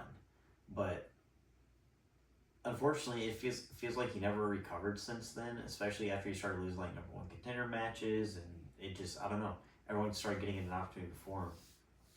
Well, he was the first one to declare for the King of the Ring this year, too. Right. And talk a big game for like a few weeks. And then he was booted in the first round. It's like... Yeah. Right. Yeah. What was the point of it? Like, it's like, it feels like they set him up to fail sometimes. It really does feel like that sometimes. And not only was he booted from the first round, but he's the one that took the pin in that fatal four-way. So, like, that's the thing with fatal four-ways, like, two guys can be protected. One guy has to take the worst of it, and he took the pin. So that's where it's like, I mean, you can kind of like make it not as ugly on the guy or the girl in the Fatal 4-Way if it's like they had the momentum building into the close, but then they got hit with a finisher and pinned. Yeah. You know what I mean? Leo opening doors. Yeah. I go You where broke I want. open. This is my house. You just stood up. Show that door. But yeah, no, I can see that point though with a fatal 4-way. It's not always that the heat's on them, but maybe the momentum shifted last minute, and like the two people that ended the match were like sort of in an embroiled feud at that point, or like we're about to be. So it's like, okay, well, now the actual focus, because that one SummerSlam, even though they were building Roman, where it was Brock, Roman, Braun, and Samoa Joe. Roman still took the pin, even though he was the up and coming, and everyone knew that he was eventually going to be booked as the face of the company. Right. But it can be used to push like a because rivalry. Brock But in that case retained, with LA right, Knight, or something like that. I think so. That had to have been it. But in that case with LA Knight and the Fatal 4-Way for the first round of the King of the Ring, that wasn't really to further a storyline. No. It just felt like. This is But how see, we we thought that he would win the Money in the Bank. Remember, like just last year, I think. And then it was like, oh fuck, like this, may go his way. Maybe it feels right. I feel like every time. And then just every time it feels like that, Mm-hmm. he's just constantly in second position. No, for sure. Yeah, It's like there's been he's a plenty of placeholder. times to bet on him, and it's just like Many it's times. almost to the point now that it's like a gimmick to even bring that up. It's like I'd there's say no point in even guessing LA Knight to win something because they never pulled the trigger on it. Yeah. No, it seems like they've got him in this spot where like he's probably making good enough money to be happy, but creatively they look at him as like, you're good enough, popular enough where we can hang you around the upper mid card, lower main event, maybe get some younger guys over and maybe get a win here or there, Yeah. And like it feels like how like Dolph Ziggler kind of fell into that a bit. It feels like LA Knight might be there. But the problem with And and Miz. it Miz sounds kinda fell kind into of that for a little shitty, bit. but like Miz and Dolph Ziggler both, Talented. they're reliable, safe, clean workers. And I don't think LA Knight's necessarily not that, but it's like he's a big, loud, brash gimmick that's still trying to get over, and he's not always as polished in the ring. Sometimes I watch an LA Knight match and I see something happen and I'm like, fuck, that set him back another 6 months. Yeah, yeah. And it's like, and he's not really trying to mess up either. It feels like it's just these curveballs of life, or it's just maybe he wasn't taking a second to, slow down and think.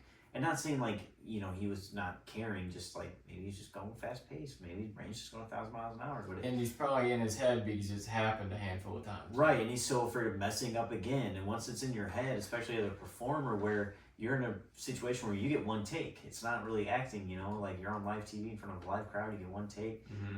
Oh, I messed this up. Oh, what's gonna happen? Like, I don't know. Like, it's tough to say what it could be, because you could also, like, I mentioned the age, but you got CM Punk as world champ. You could say it's like the way he's outspoken about, like, he's firm on what he believes, like in interviews or whatever. Like, he'll, could speak about behind the scenes stuff and stand firm on what he believes. Maybe it's some of that, but then you get some other superstars doing that, and they seem okay. So it's like, it really makes you wonder, what is it? Like, do they just not see it? But the thing is, I have a hard time believing that, because at one point, especially when he was NXT and like crafted this character, he was like rocket to the moon, like in terms of the way he was being pushed. But of course, that's different than main roster, but still, like Triple H, especially now, there's some connection there with Shawn, and then. But I think Wasn't he doing a very similar gimmick though in TNA as Eli Drake? pretty much? And then so like that kind of carried over Pretty in much. NXT, and then He's dropped some things, added some new things, And of but course- like the cadence is the same. Yeah, as they do, they want to make it their version of it. So they're Right. like, LA Knight, that's a good name. What'll get over. And Because in TNA, he'd be like Eli Drake. yeah, and he was there So for he a just while fits. getting over. Mm-hmm. So,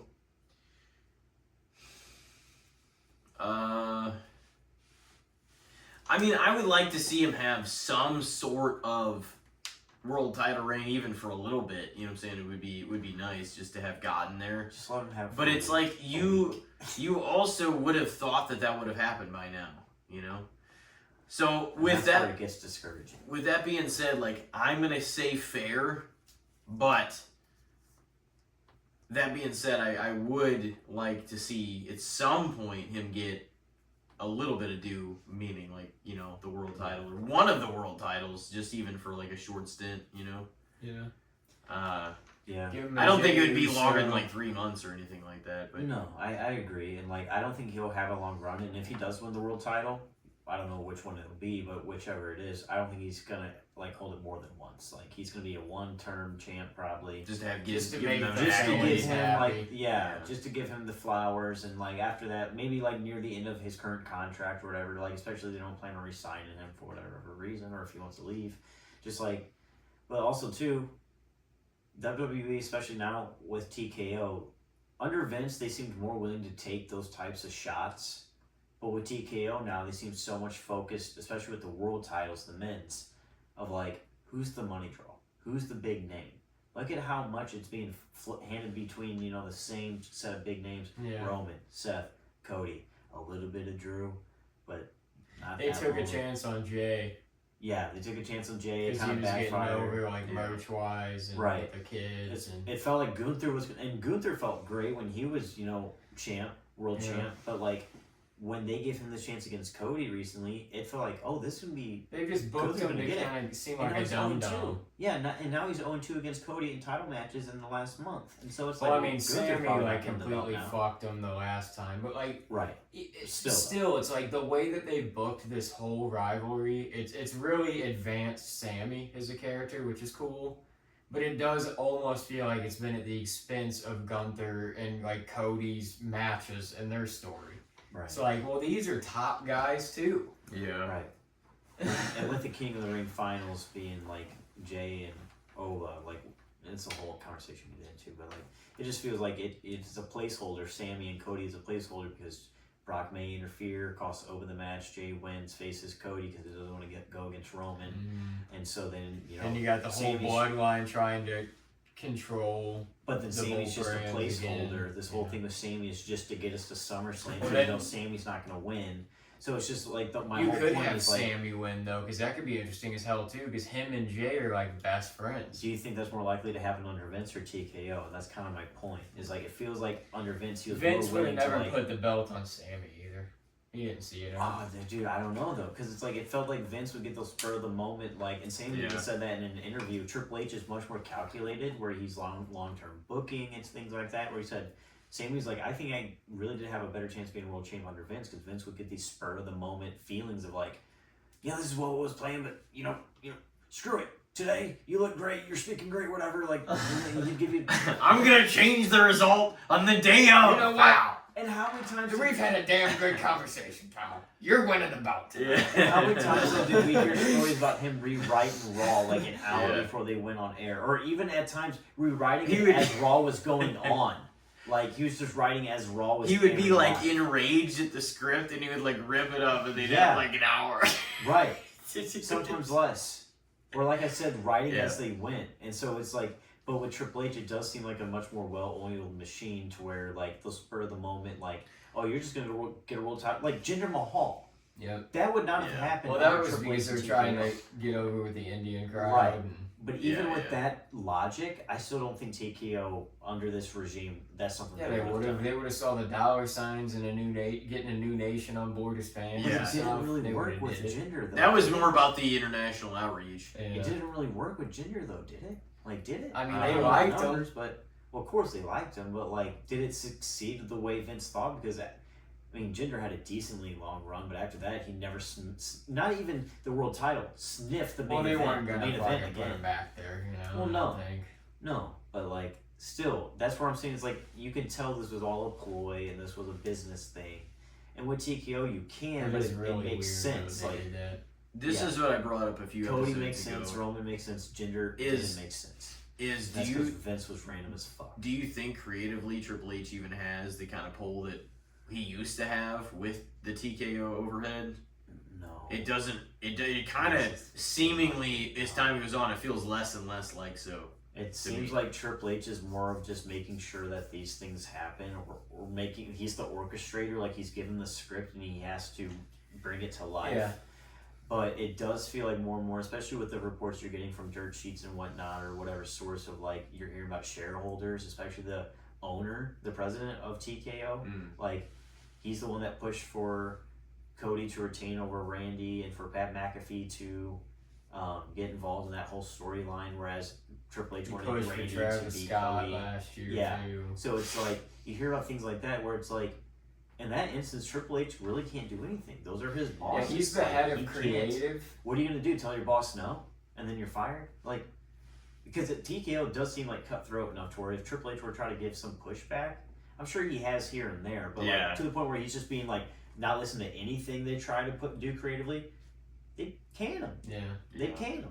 They Well, don't. yeah, that's the They thing, you don't can- care about the loyalty. Look at the way that they've And the done some of family their run releases, business like of it. New Yeah. Day. Like look at New Day being released. Like I know they asked for it, Yeah, I the mean, whole they're a contract stuff, corporate but it's like entity now. you can tell that Vince actually had a care and a heart for his talent. Whereas like that's where I feel like LA Knight probably would have had a better shot at getting a world title shot or a reign. TKO is just it's a business. They don't care about Yeah, how long yeah. you've been here. How much money are you making the company right now? So I That's mean, what it's they a care about. corporation. It's about their bottom dollar. Right, and that's Yeah. why now with wrestlers it's weird because now you got to care so much about your social media and the followers you're getting, and like I mean we saw that 10 years ago with Cardona doing Zack Ryder and the internet champion, but now it's for everyone. Like if you're wanting to get big and get over in wrestling, especially if you're not getting TV time, social media, and it's like, but again that's money for the company too because they're getting interactions and everything, especially because most of their social media accounts are attached to WWE. Yeah. So it's just a big business about like how much money they're making. But anyway, I guess What'd you say for LA Knight? I'd go with you. Booking of LA You Knight. can't say overrated because he hasn't had a world title shot. You can't really say Yeah. underrated because he had his chances. He's been consistently in the upper. It's mid. kind of cruel how many times he's basically been just second fiddle to. They're like, oh, Yeah, you that's made the what I'm finals. Oh, you But almost here's the got thing, the money like, in the bank. I'll say fair, but like Yeah. if this booking continues even on like let's say past SummerSlam, Dude, it's just been a few years months, now. soon that's where it's like I almost want to say underrated, but I'm still holding out hope, and that's why I say fair. But it's like if things don't change, let's say by the end of this year, you gotta permanently just sit on underrated until he wins a world title because I mean, you could.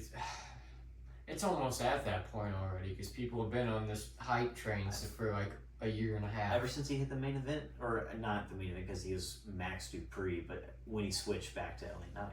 Yeah.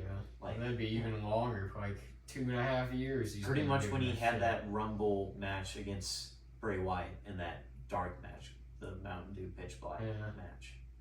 That's when he I think started breaking out as LA Knight on the main event. So that was how many years ago? 3.5. It was Yeah, definitely yeah. like 23. Right. It was definitely like that time. Early 20. And he's Yeah. been in the Money in the Bank almost every year since then, and each time everybody's like, "Oh, it's his time."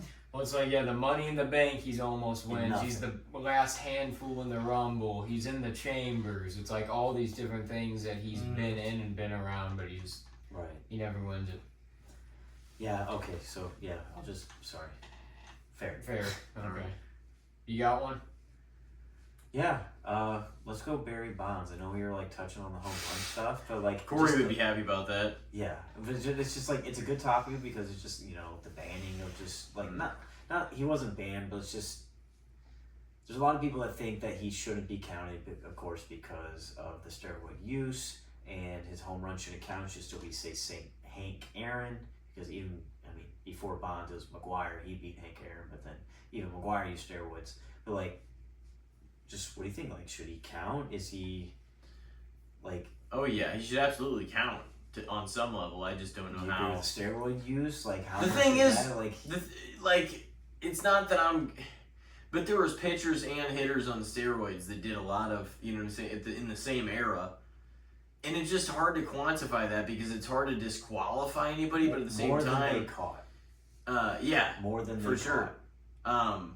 But the guys making the headlines were the guys they were going after. Yeah, Bonds, dude, he structurally changed throughout his career. So did on the McGuire, though. roids. So did McGuire. If you look at McGuire when he was on the Athletics, like early on, he was still tall, but he was like kind of lanky. His later years with the Athletics, and especially through the Cardinals, beef, man. It goes back to that hand-eye coordination thing, though, because if he was really not the kind of athlete that he was, he would not have been able to fucking do that, even if he hit the ball further than he would have. Well, even when he was a rookie, tall and lanky with the Athletics, he was like hitting home runs. He was stealing a lot of bases and shit, If too. you look at Bonds at the beginning of his career on the Pirates, dude, that guy is Yeah. not No. the guy at the end of his career on the Giants. No. 07 is still slapping the piss out of like 43 Just home runs. bionic elbows and shit. Yeah.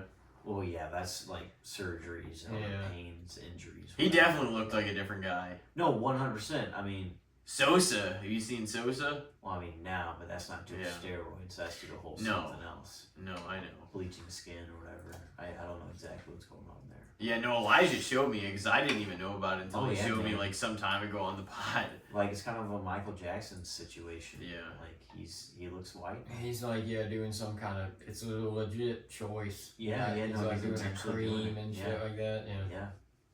Sammy Sosa. Strange. McGuire, man, he doesn't look that much different, just older. No, and that's the thing is like neither does Bonds. Like I'll pop on a game here and there, like ESPN or MLB Network or whatever, like, and they'll have like their analysts talking before the game and during the game, whatnot, and Bonds will be on there sometimes. Same with like A-Rod and Big Really? Papi. Bonds? Yeah. Oh, Oh shit. yeah, he'll be on there. I mean, he used to be quite a bit, but I think he's kind of cut back, or at least maybe I just haven't caught him as much.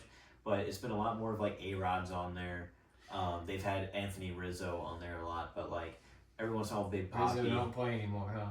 No, Rizzo's retired. He's been retired a couple years now, something like that. But when the Cubs and Cardinals played each other like a few weekends ago, they had Pujols and Rizzo on. Rizzo was like the one out like in the crowd, and like Pujols was in the booth, and they were kind of like just giving back and forth history and like banter a little bit. It was kind of cool. But anyway, like Bonds will be on there, and like, dude, he's still in great shape, and like they'll be talking, and like they'll mess with him, like, oh, you think he's still going out there? And he goes, oh yeah, and like. Talking about hitting home runs like this many or how far or whatever, and he's like, yeah, I can do that. Dude, I He's believe probably it. like, of course I can. I'm the dead greatest hitter serious. of all time. Oh yeah. Of course I go out there and do Dude, he still just looks great though. Like it's still in great shape. Oh, yeah. That's funny as fuck. But like this could even overlap over in like you mentioned, Sosa and then McGuire. But like this isn't like it's Bonds because he has the home run record and he could be considered the greatest of all time because of that. But also McGuire and Sosa did it first before him because that was like late '90s, whereas Bonds was like early 2000s. Yeah. Still, it covers all of them. I mean, even not just the batters. You mentioned the pitchers like Roger Clemens and. Yeah. But still, There those was players people count? suspect of it. Exactly, especially for what they brought to the game. It's like, that is one thing, and that it's one thing if it keeps them out of the MLB Hall of Fame, which is suspect to say the least anyway. Yeah, But it's like, the other thing is, they should be acknowledged for what they brought to the game in terms of ratings, in terms of merch sales, in terms of live game attendance, in terms of historical records, and like what that brought to They're the some of the MLB. biggest names in baseball. It's like irregardless. Right. Even the They're on MLB insinuation, The show. even the insinuation, A video game. even the insinuation that they should be forgotten or not remembered for what they brought to the game is preposterous.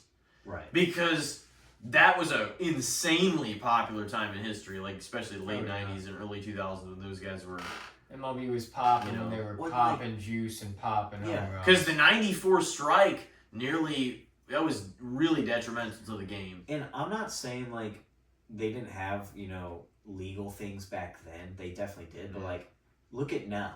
Medicine and like nutrition is so advanced now compared to the 90s and early 2000s when McGuire, Sosa, Bonds were popping off. That like now you can go all legal and still reach damn near close like what you could some of those guys were. Like look at some of these home runs that are being hit now. Like, I mean, averages are down. This is a lot more home runs or strikeouts, but still like the baseball now is just like a home run game, and it's just because guys are just.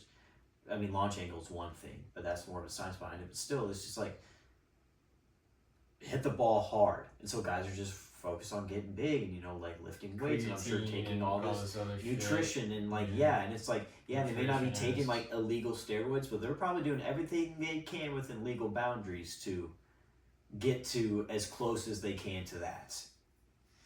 Yeah, it's just a little more. And they're probably getting damn near close because everything's so Doctor, advanced now. you know? Yeah. Back then, they were just shooting in their ass cheek in the locker room. Well, yeah, and that, like you It's a mentioned, little the more doctor. Wild West. Thing with the doctor is like a lot of these athletes, they probably just have a doctor come up to them like, oh, hey, take this. Oh, hey, eat this. You know, like they probably don't have to do too much work for it other than lift weights. But I don't know. I'm not a pro athlete. I can't speak. So your topic overall is just Barry Bonds? Yeah, Or- Barry Bonds specifically. Yeah, just like, should he count? Like, or do you like, you know, what overrated, underrated, fair, and how is he perceived? Like, I think he should get probably more acknowledgement than he gets. I'll say underrated, by the way, because I think he still gets a lot of flack. Oh no, he does for sure. But and it's People kind of say crazy he's the because best. you can still Pete Rose was still invited on a lot of stuff after, and like He could have been another great topic. Yeah. yeah, for sure. I would probably say a little underrated because of what he brought to the game. I mean, he's not like my personal favorite even baseball player or anything, but like Barry Bonds most certainly had a tremendous impact on on baseball in general.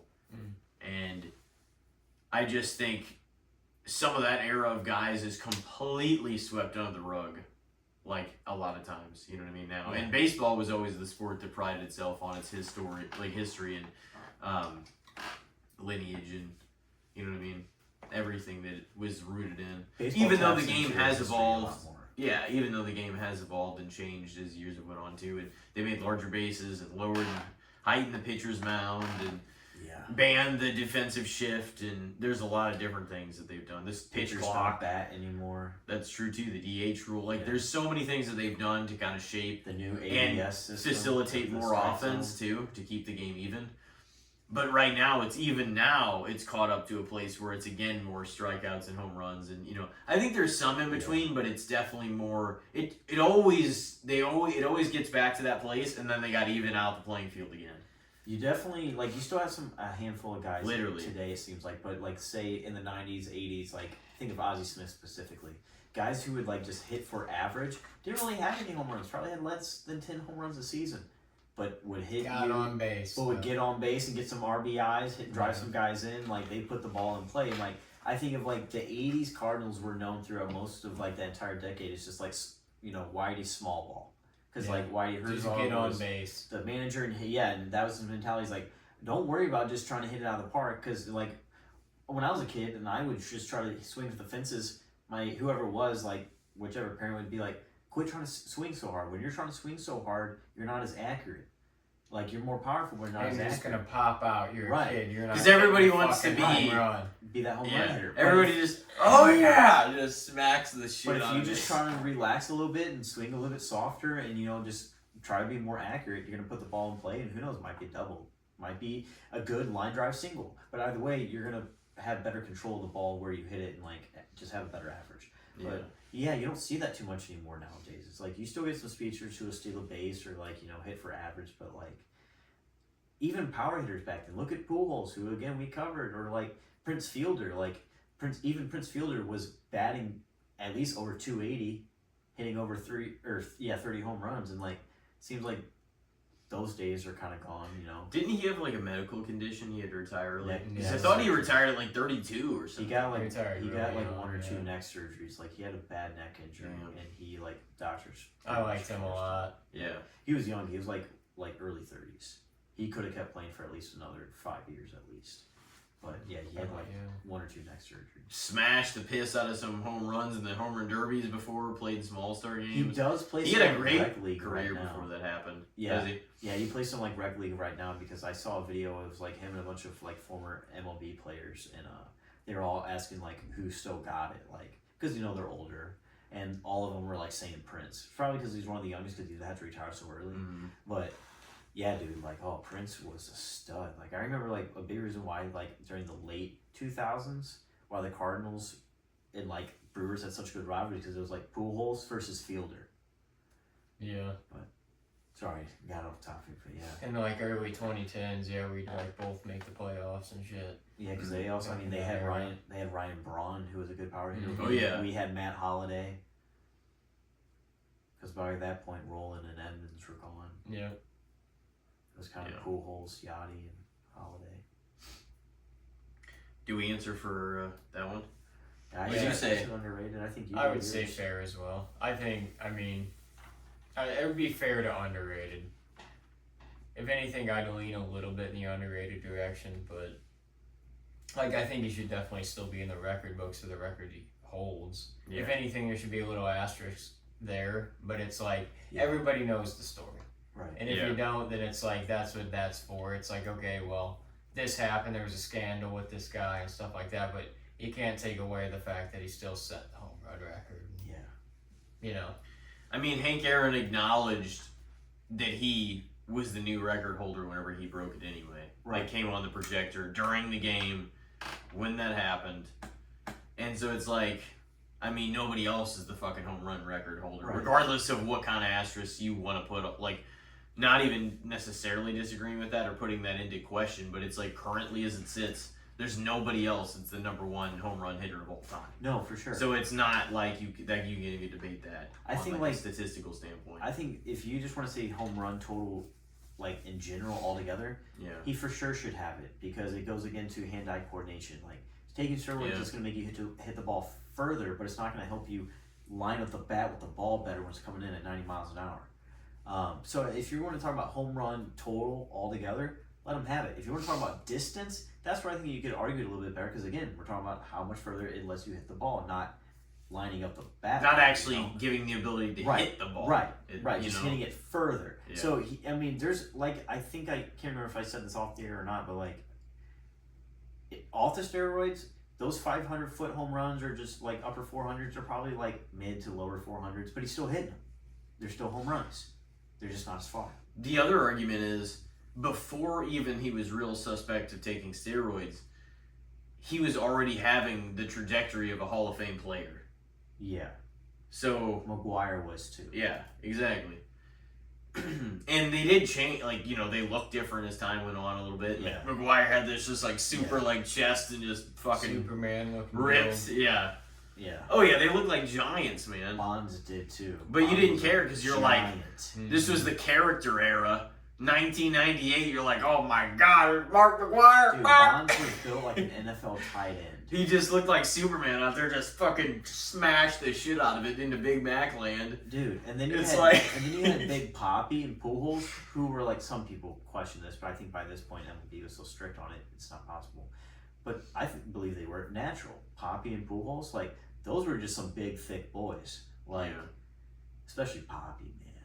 Oh my god. Dude, Poole's just coordination as an athlete, he was just insane. Like the way he yeah. eyed up the ball and just that he had a beautiful swing too. Just Yeah. He seemingly hit for at least 315 his first 10 years. His Over 3 swing home made no runs, sense 100 either. RBIs. The way he like held the bat, shit. Yeah, Everybody like, tried he to was way up. emulate it Yeah. and just Yeah. did terrible. Yeah. and through a long period of time, he would always wait on the first, like he would take the first strike or the first pitch before he'd even swing at anything. Well, that's kind of just not just for him, but just baseball in general. That's kind of like an unwritten rule too. Is like you just take the first pitch. Well, yeah, because you want to see what the pitcher has. You don't want to just go up there yeah. hacking. I know he did it for sure for Unless a you little saw while him, though. but- He was Yeah, just yeah. kind of like, I mean, which made sense, but it's like even if you take that first pitch, like the amount of successful at bats that he still had, especially in critical moments, Jesus Christ, like he performed in big spots for us too. Yeah. We were spoiled. Who knew that we were gonna get him into like the 700 club too? He just went on a tear after the All Star game, which leads into mine if we're done with the Bonds things. Yep. Okay, so how about this? It's not for this now, but how about the MLB All Star Game deciding who gets home field advantage of the play, like in the World Series, like which league does? Because nowadays and for the last several years, it hasn't decided that, and they just kind of play it. Whereas I feel like there's an argument to where, okay, well that gave it more meaning, even if you know it's the teams are only being really represented by a handful of teams, even though every team is supposed to have at least one representative. But some people would argue that it just meant a little more whenever they had something to actually play for, the way it was for at least probably 20 years. It decided that Yeah. from like maybe the mid 90s through like the mid 2010s, or maybe like the late 2010s. They shifted it sometime though. I don't know when that was. Yeah, I know what Inside they the do. last 5 to 10 years. What they do now is like it's just basic tournament seeding. is like just the higher seed has home field. Yeah, So whichever it's- one has the best record. Whichever team has the best record, that's the home field. That's the It's league. like, yeah, the All-Star Yeah. game means nothing. Right. I know, and so basically, yeah. How about the way I framed it is the way it was, like how that was what decided home So field it's advantage. like growing up, the All-Star Game felt like a special event for baseball. Like Yeah. it really did. Home run derby, All-Star Game always felt like a special It was event. like growing because up. it was just the mega team versus the mega Right. team, and it you had decided something on the it. line. You Yeah. got home field advantage in the World Series, and like unfortunately that also meant that like if you clean swept as the home team, you weren't going to win in your home city because like first two home, first two away, and then switch. But then you come home to a big ass celebration anyway. But Well, it's still, like either what, way, yeah, 1-2, and then starting 3, the 4, 5, series at 6, home, the 7. first two Yeah. games, and getting a potentially 2-0 lead, that's huge. That's cute, Tim. What the hell just happened? Did it smear? Yeah. Yeah, he smeared the bottom of the mic, foam cushions. People that are only listening to the audio, they're like, "What the fuck is that?" Tim just It's ripped the it. pet moms. The bottle against the mic, man. Okay, where are we at? You know what we're going on about? Do you have a point? You were talking. I forgot. Okay, so no, the All-Star Game and it deciding that. Oh. Yeah, no, I mean, It deciding home field it advantage. always felt special, especially compared to the NFL, because, like, for the longest time, the NFL All-Star Game, for as long as I can remember, has felt soulless, because there's nothing on the line. Yep. It's at the end of the season, so the players aren't, and it's like, for some players who are maybe involved in, like, actually, no, Super Bowl players don't play. I forgot about that. So, like, there's still some players who don't go too hard because they don't want to get hurt because you're not playing for anything. Mhm. It's just Well, now they recognition, really took and it. it's like, and now it's just a It's skills just like competition. skills competition. They Yeah. do a flag football game Right. at the end, but it's Right. mainly just for the players to get a vacation with their Right. families. It actually used to be a full like padded game You when we play were a game, kids. yeah. Like, and It sometimes still they didn't would mean do like, anything, right. And I remember they would like still do skills competitions before the game. Like I remember like Manning doing some stuff, like Peyton Manning, but they would also play a game. But like still, Yeah. MLB, their All-Star Game always felt great because there was some. It was the game. It was the All-Star Game to watch. Well, the in players the were MLB. trying. They were Yeah. trying because It they felt wanted that bigger home than field every advantage. other sports All-Star game. And it really did feel like that whole AL versus NL rivalry. I felt that, like as a kid growing up, as a baseball fan. I never really felt that with NFL, with the AFC and NFC. Yeah. Like it's there. There's kind of rivalry between the conference, but you don't really feel it too much. Like Mhm. baseball, you feel the rivalry between the teams in the same division and the same conference. Then you feel it between teams in different conferences, like and them trying to prove their. It's just I don't know. Baseball always felt that, so them taking it away. Don't forget the 2011 World Series when we had home field advantage. Won that game 6 and 7 in St. Louis was because we won that All-Star game. Yeah. Between 2010 and 2012, we went on that 3-year run. Because the AL won it for like 10 years It was straight. like 16 Yeah, years. it It was like was from the year I was born ridiculous. through like 2010. They won it every single year. And like a quarter of the AL team was made up of the Yankees. It's still about even through Yeah, time, we if you got believe the that or not. A-Rod, It's Jeter. still like very even between NL and AL. I think Yeah, the AL still won the majority of the last several years. right. But But I don't like it. I don't like how. I liked whenever it was kind of for something. Some people Same. like didn't, Yes, but agree. I honestly preferred it that way. I agree. It felt huge. Like the MLB All Star Game and the Home Run Derby were always like huge summer events, Right. you know. And not that it isn't now, because I think I might even watch one of the things somewhere. But Well, like We'll see now, how it goes. now too with the MLB, the way they're doing like the voting for the players is a little bit different. Like they still do Yeah. the fan votes, but like when it comes to substitutions, the players get hurt, and you see this in the NFL too, where like if someone gets hurt and they gotta find a replacement, they find someone like Shador Sanders was a fucking all-star, was in the Pro Bowl, and it was because he was a substitution for someone that got Yeah. hurt, and it was like. How does that make sense? It's like he's a rookie. He's only played half the season at the most. He's So a it's like- hot topic player. People And talking that's about and that's him. why you see the MLB do that sometimes too when they need a substitution because someone who actually got voted in got hurt or decided to not play because sometimes they choose not to play or especially the home run derby they don't want to mess up their swing, but like yeah I don't know like sometimes there's some flaws in it with that but right now it feels like there's no point in watching it. It's with all of them now. Yeah, at least the All Star Game used to feel have some importance with the MLB, but yeah, they're all just kind of like, they're neat for the spectacle that it's the All Stars versus the All Stars, but outside of that, there's no purpose or reason for Right. it. Like, it feels like they're out there just having fun, which is great for them. Let them have fun, get a break from actually trying to be competitive, I guess. But, like, I don't know, like, growing up, it actually, when it was the MLB All Star Game, it actually felt like they were competing to beat each other. Mhm. Like, but now it feels like you'll see the players on, the different teams talking to each other in between innings, or that's they're switching from field and off the field, and it's like, it's just because they're just hanging out, having like it kind of like a rec league, type game.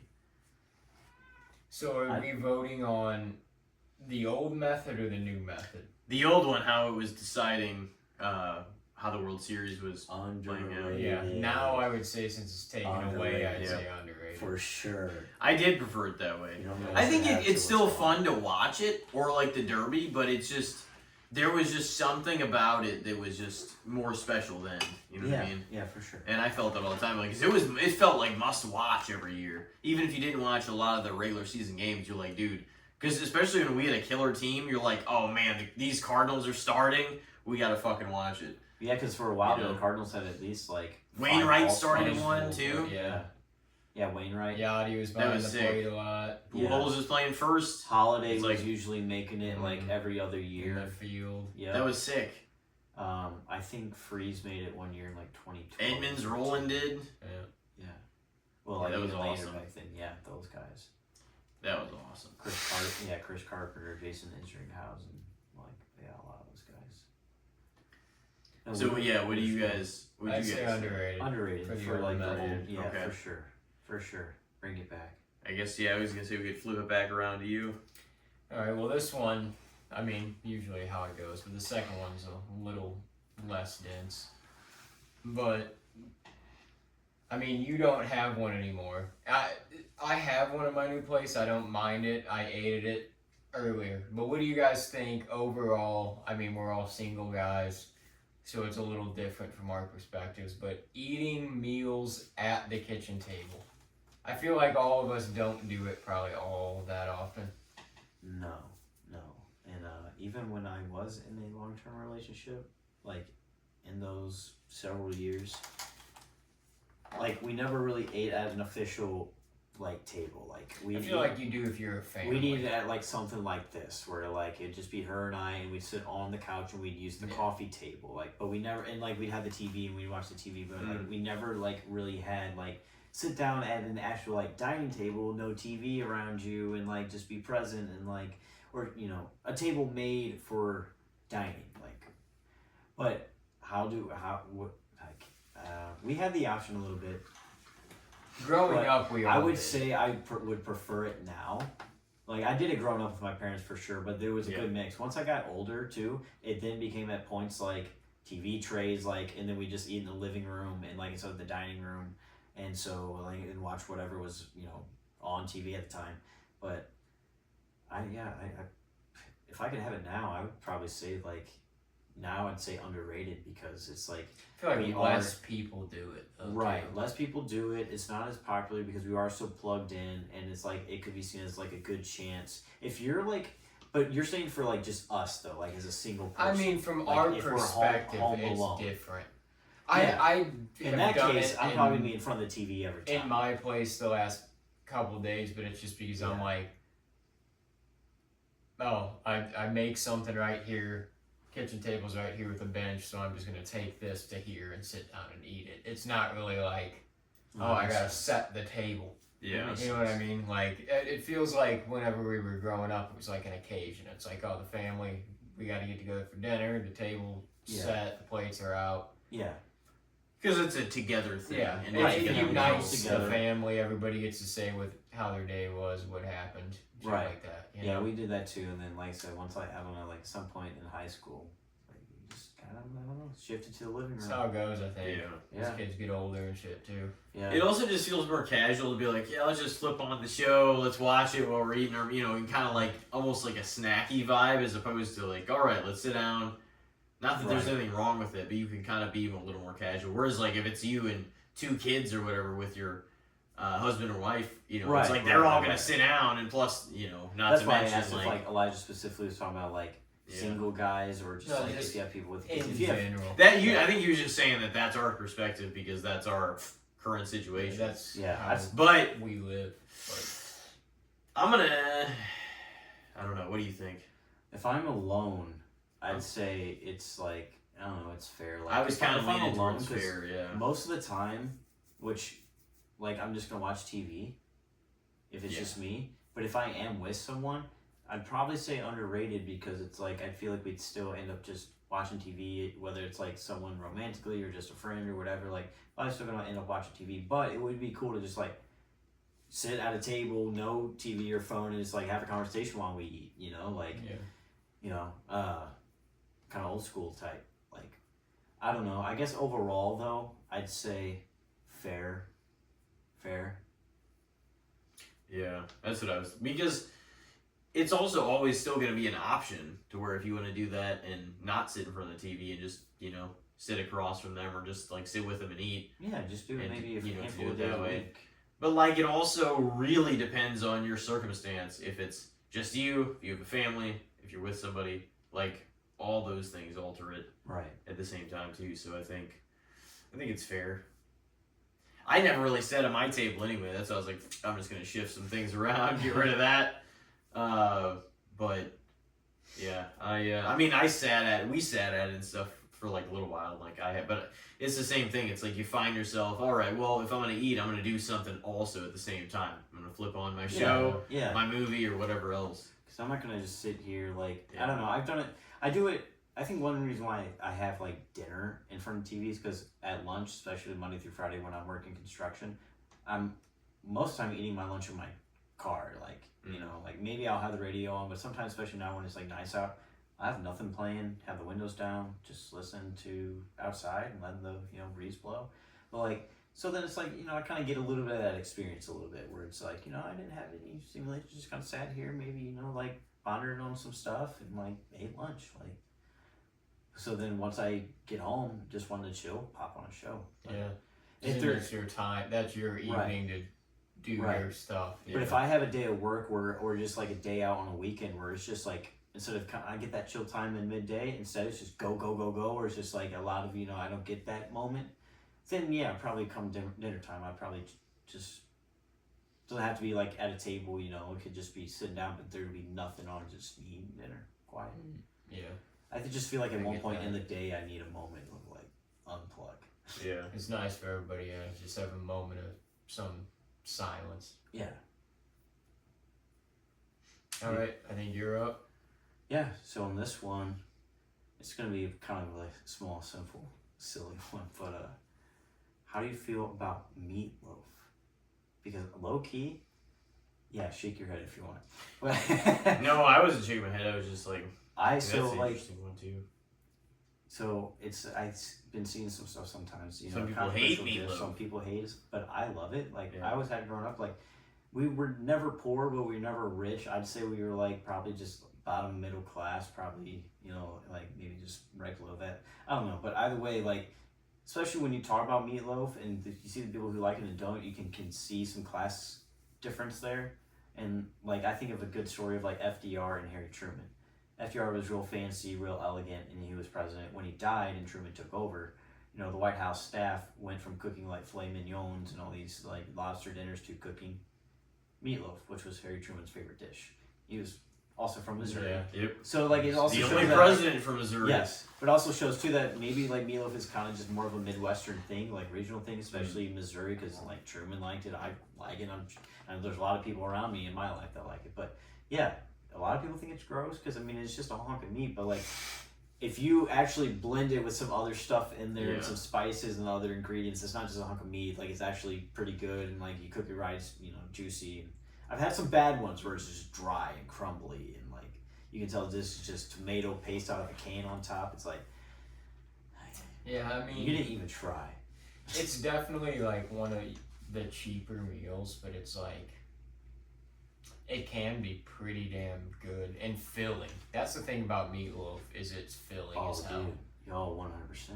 So like that's why people made it, because you could like feed a family with some meatloaf. Like one loaf pan of meatloaf is like over 100 grams of protein. I mean, of course, you're not gonna eat the whole thing by yourself. You might try, but yeah, no, it's very filling. Pooping bricks.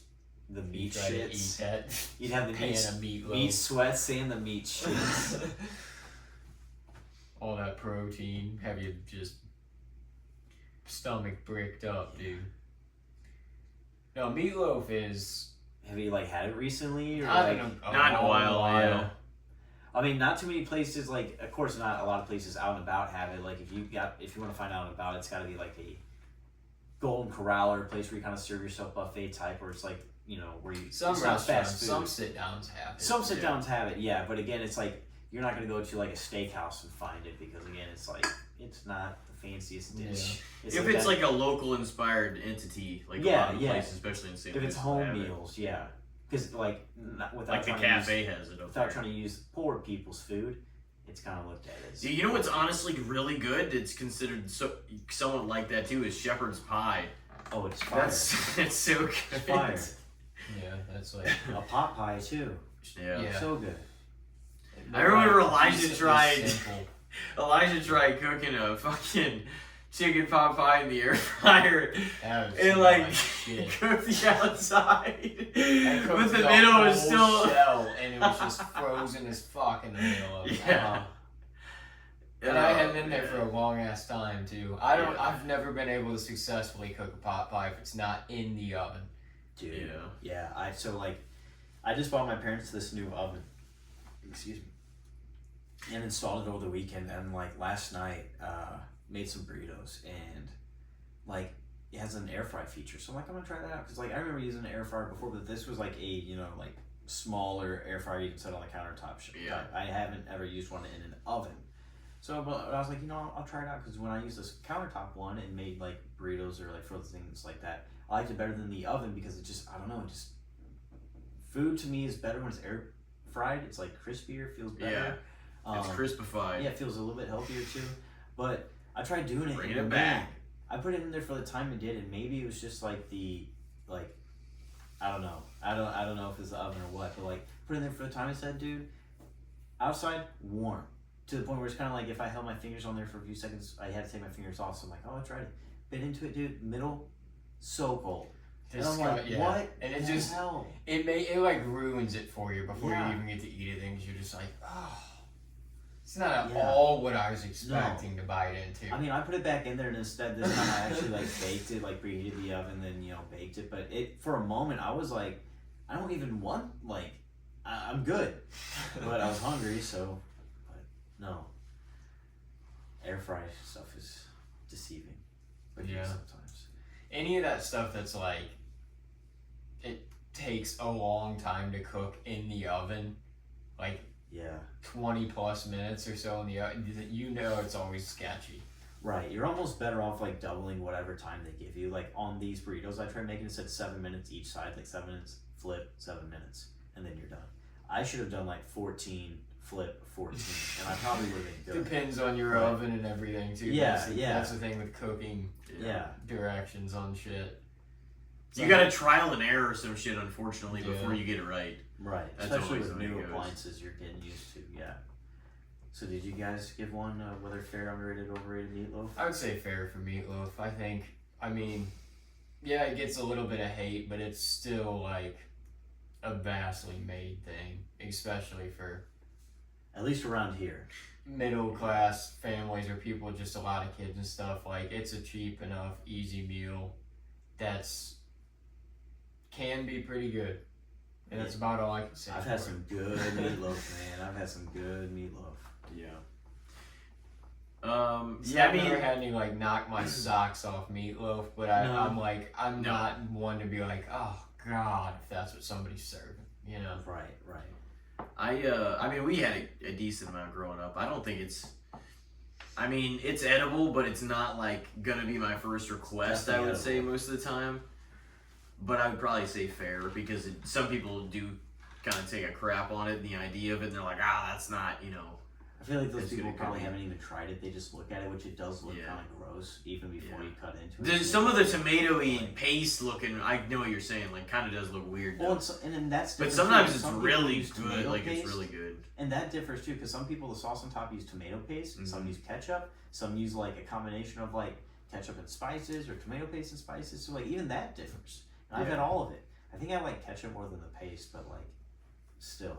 Like, I've had some really good meatloaf too, though. But I can also, and you also have some bad ones where it's Terrible. really dry as shit. yes. And that's my problem with like brisket too. Is everybody's like always like, oh man, brisket, it's It's so the fucking good. best. How the fuck is it? I've never ever thought that. And most of the time, it's not even in the top 5 meats. What are you talking about? No, your brisket is dry and it's It's Yeah, dry. I enjoy Chunks of brisket, fat. but it's the same thing. I don't ever And get it's it somewhere more 'cause expensive. It's expensive as hell, and it can be dry as shit sometimes. Depending on it. So it's like, man, to even compete with some of the best meats, Yeah. like on sandwiches and stuff like that, it's got to have some redeeming qualities. And it's like the shit is really If I expensive. gotta load And this some shit of with it's not barbecue great. sauce, it's not worth it. right. Yeah. Like sometimes when I get a brisket sandwich from, honestly, it doesn't matter the place. It's really like anywhere. It's hit or miss. But like a lot of Yeah. times, dude, the strips of brisket they give you, over half of it's fat. That's the problem too. And it's like, or they'll like give you like, I'll get a barbecue brisket sandwich, and then instead of like, you're picturing like it's all coated in barbecue. No, it's just like unseasoned brisket thrown on a fucking bun, and they squirt. You can tell they squirt barbecue sauce on it, because any part that doesn't have barbecue on it don't taste that great. just And, dry, just dry bun and meat. unseasoned and fatty, and I'm having like pull the fat out, throw it out, and it's like, dude, this ain't Yeah. even worth it. Most of the time, it ruins I it when paid it's $12.95 when it's for dry. this shit. Right. Most of the Now, time, it ruins. pulled The pork- Stellar Hog pulled has a pork. great brisket sandwich. I though. think I've- So I mean, Yeah, some will like say. real barbecue joints got Yeah. pretty Yeah. good brisket Yeah. because you Dude. know they do real barbecue. I could fuck up a pulled pork. They have a Like great pulled Reuben, pork too. Sandwich. Remember, I used to talk shit on the Reubens. I saw it on the menu like when I was there a few years ago, but like I never got it. Yeah, But dude, it smelled like horse shit. Like coming out of the microwave and with the sauerkraut. The Arby's? sauerkraut warmed up smelled like a horse's Well, ass, dude. It was not sauerkraut great. just smells bad in general. Yeah. Like if sauerkraut you in cook general is sauerkraut, Ah, dude, I I can't don't think it believe tastes bad. that. like if No, you, it's not that if bad. you throw tasting. sauerkraut on a brat, pretty good. Like I've that's never done something that. it's good with I never for done sure. that. I think what messed it up for me is like my biological dad, like he liked it. I think God, my it smells grandma did too. shitty. But they would like put a tub with it, like a little plastic tub from the store, like in the microwave, and like heat it up and kind of heat it out of the tub, or just throw it on something. And like I think it was the smell of it being heated up, filling the house, where it was just like, I'm good. So like I did think I tried it, and like I think I just psyched myself out because of the smell. But Yeah, it's rough. I'm at a point now where I'm okay. I'm good. I don't want it. Like yeah, if I haven't tried it after this point, I'm good. I mean, if it's on something, and I like say I'm traveling, and there's like a sandwich that looks good, I'll try it. Yeah. Like it's not gonna stop me from trying something new, but I'm not gonna go out of my way to get it. There's only 3 things I don't like: mushrooms, canned tuna, and cottage cheese. Only 3 things that I will not. See, I'm good. I've come around on cottage cheese recently because I Disgusting. used to not really like it, but the Daisy cottage cheese Ew. is really the only way to go because curdled it's milk. it's all the same consistency though. I don't like the cottage cheese that's all different, like some bigger chunks, some smaller chunks, because I can't get Some into that. liquid. If it's the same symmetrical chunks, I'm cool with that. That's what I've Do learned. you eat It's a it? texture Do thing. you eat it? Yeah, for me too. That's why I don't like mushrooms. For mushrooms, a big part of it is like the It's like a texture little of the bite into squid it. in your mouth or Yeah, I something. don't But like I it. love dairy shit and I love milk, Okay, so it's like but the cottage cheese, do you eat it straight up? yeah, I'll put it in Or like do a you mix it with bowl like and fruit or granola or like? sometimes I'll put like apple butter in there, but sometimes it's just like salt and pepper. This is like when you told me you suck the seasoning off of chips. Yeah, I used to do that more too. I don't do that as much because I'm like I kind of just You want and your all the food. flavor with Like, the chip at the same I time. can't But like complain. I like pineapple and banana peppers on my pizza, so that's a little weird. those are both good though. Well, it's like the sweet and the like tangy combo. And banana peppers are even a little sweet. I mean, they got a tang to them. They're good. Just make sure they're not pepperoncinis. They look the same. Yeah. They're not the same. One sweet, kind of tangy. One spicy. Oh yeah. So is it? Do we just answer Meatloaf? Yeah. I think we all said fair. answered. Yeah, we all said fair. All right, I think might have said fair. I'll just stay up the food avenue here. And how about this? Mozzarella sticks and marinara sauce. Overrated, underrated, or fair? Bro, I love it, but it's like it's fucking It's fantastic. everyone's go-to because it is so good. That's tough. It's honestly like That's tough. It's either fair or overrated. No, I don't I think it's definitely overrated at not. all because that's one of the best like combos. I'm just talking about of how much people rely on it, how popular it is. But there's a lot of I'm not sides saying the too. I would have a quality of pushback it. on that. I would Yeah. almost say underrated for the aspect. I would that maybe too. I don't think that it's as accessible of a side as other there's only what Burger King has it as a side. Like if you're thinking talking fast fast food, like Sonic. J-Box, it's like tots and French fries. That's the side you get. Burger King, J-Box, and Sonic. I think have Mod sticks. Yes. And that's like it. Fast food wise, yeah. So in the You go to a lot of the sit Arby's. places. And Arby's. yeah. Oh, we had great ones, man, at Arby's. Bro, Arby's, yeah. even most bars, like But they're still at look least have fast and some fast sort food have places. some like Yeah. even most bars have like mod sticks. They're Because still not at more fast Yeah, food places it's than a they are. side food. It's Right. definitely. It's just you got to know where to go to get it. But I mean, in the side game, it's got to say something for it. It's made its way into the fast food world in aspects. It's in a handful of them we named. Yeah. It's in the bars. It's in the sit down restaurants. What do Mod white, sticks is across the It's board. so what man. do white girls love? Especially Iced when they're- coffees and Oh yeah, but mod sticks too, man. Like I'm saying, like they Mod keep sticks are great. they keep those things going. Everybody does. And mod sticks, everybody loves them. But I'm just like I've seen memes about just how girls go crazy for, especially when they're drunk, for like chicken tenders and mod sticks. Not at the same time, but just Yeah. like when they're drunk, like that's their go-to. So it's like, I mean, I can relate to that. There's many times where I've just been fucked up, and I'm like, I bet you a Man, chicken some tender. mod- and a Dude, mod stick at some the same time. sub sandwiches have been sounding so good to me like the last like couple months.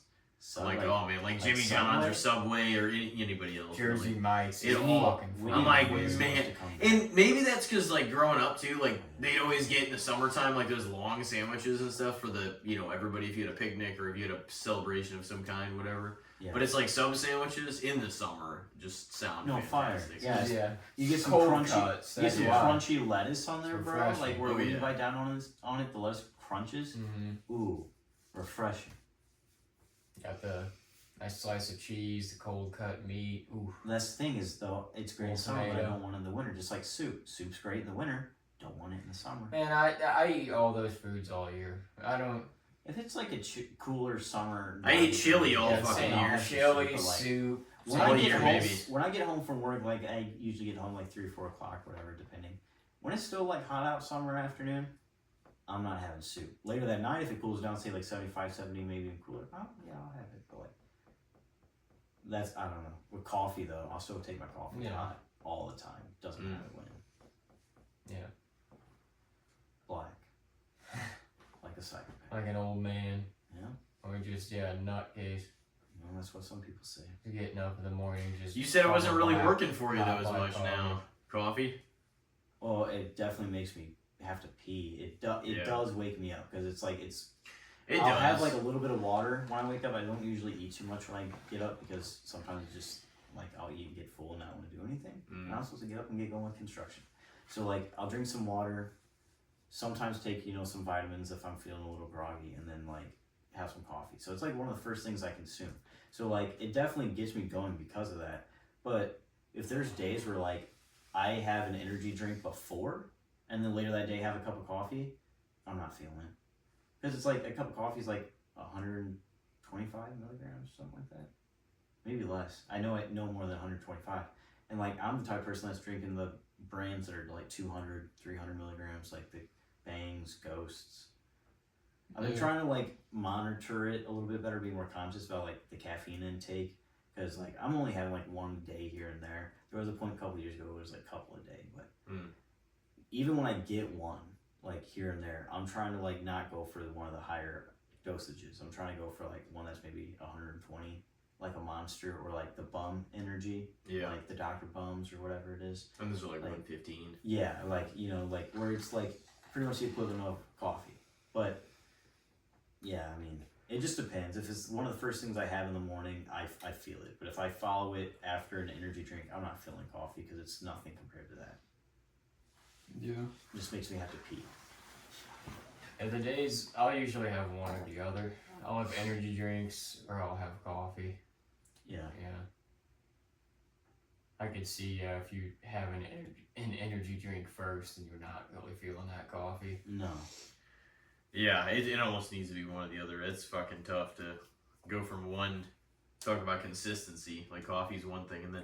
But I feel that too. But sometimes I don't even know if it's because of the caffeine. Yeah, there's a lot of caffeine in coffee, but the temperature of it, because it's like way hotter than any other liquid that you usually consume, is so like it'll just Zap go. wakes Yeah, you up, just it does kind of wake you up and stuff too. Especially when like wintertime, when it is cold outside and you just can feel it and you need that like warmth, you can feel it even more. No, dude, black coffee's not bad. It's literally coffee. Like it's the well, if and you there's want no coffee, extra that's the shit, and closest you're not gonna get to coffee. And you're not gonna crash unless you have some zero sugar, you know, whatever. Right, Too, and you right, can still be right. fine. And Which not, that's mine. Is like some of it's not even has any sugar in it, but it does make it sweeter. right. And I'm not talking bad on like say Starbucks, Dunkin'. You get like a caramel frappuccino or whatever, or like I usually get a cold cold crunch I brew. got from like Starbucks.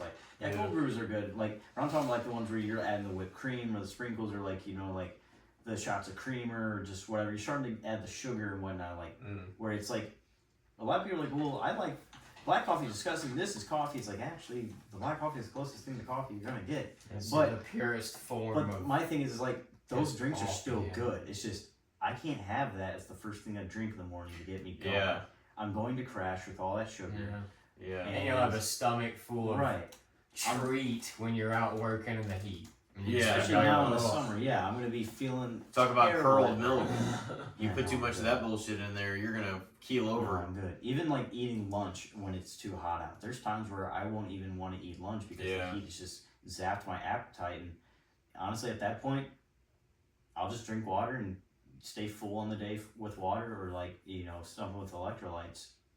Yeah. Yeah, when you really get zapped by the heat and the like real heat, it kind of takes away your appetite too. Oh, for sure.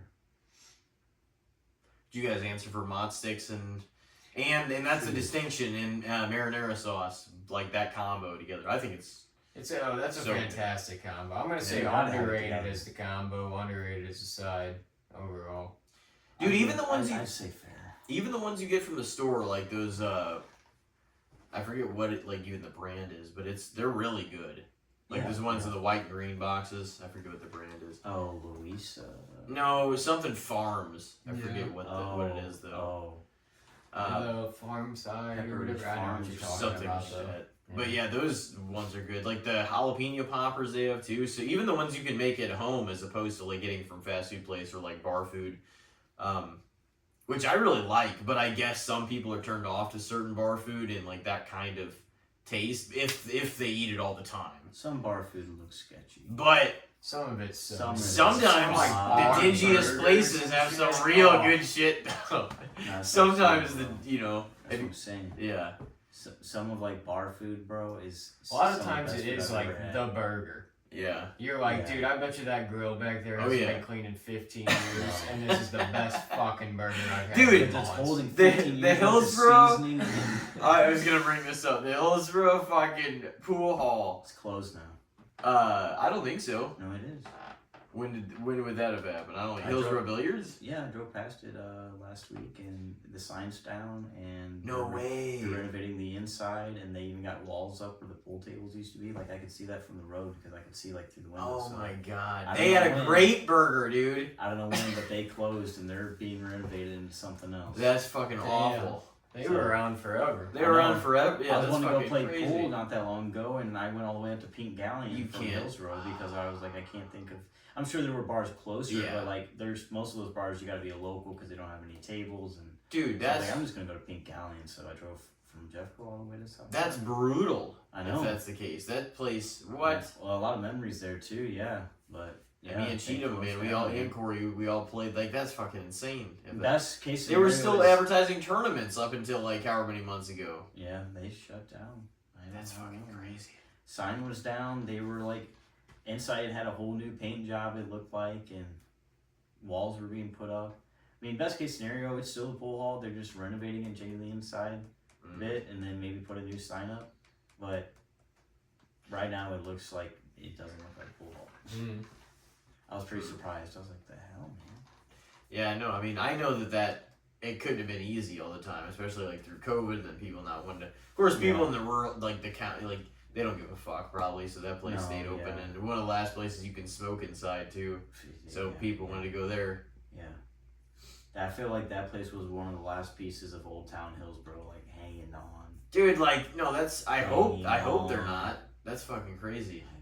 It was better the way it was. I honestly, like, I don't want them to fucking make it all new and shitty. Like it was great, or it was dingy and fucking smoky and looking rough. You can smoke inside Pink Galleon. It was great. Yeah, you can. Yeah. Yeah, Pink Gallion's cool. I kind of love that place. Yeah. Pink Gallion's pretty dope. Oh man. Well, boys, it is getting up there. I know. Time late wise one. tonight. It's past our bedtime. Yeah, that's for sure. Well, thank you very much for coming on again. Yeah, thank you. I appreciate it. It's always a great time. I know we got a big game tomorrow versus the Diamondbacks. Cardinals and Diamondbacks tomorrow. Me, you, Elijah, Toby. Be the first time that I've been to a game in a few years. For me, a couple years. Probably at least 3, 4 now. Was one of those. I went to maybe even 1 or 2 games. 5 rows back. It's gonna be sick, man. Yeah. That's crazy. Hopefully I forgot we were that close. Yeah. That sucks. I'm gonna have to be watching out for balls and shit. Hopefully Well, we I fucking think sucked. every stadium now has netting down to the foul pole. Yeah. Or at least damn near close to it.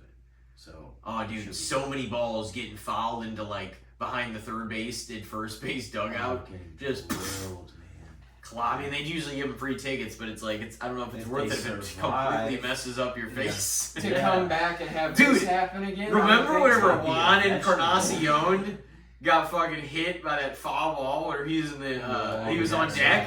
Yeah. Do you remember that shit? Yeah. Oh my god. I think Aaron Miles was up to bat and he like fouled the ball Yeah. off and it like went straight back as he was a lefty batter and it like God. went back and like Dude, just at the wrong place, the wrong. Yeah. That's what can happen in baseball. like crushed his eye socket. Oh my And he god. like never played again. No. Well, that's baseball because the ball's moving so fucking It's quick rough. and it's so fucking hard. Yeah, dude.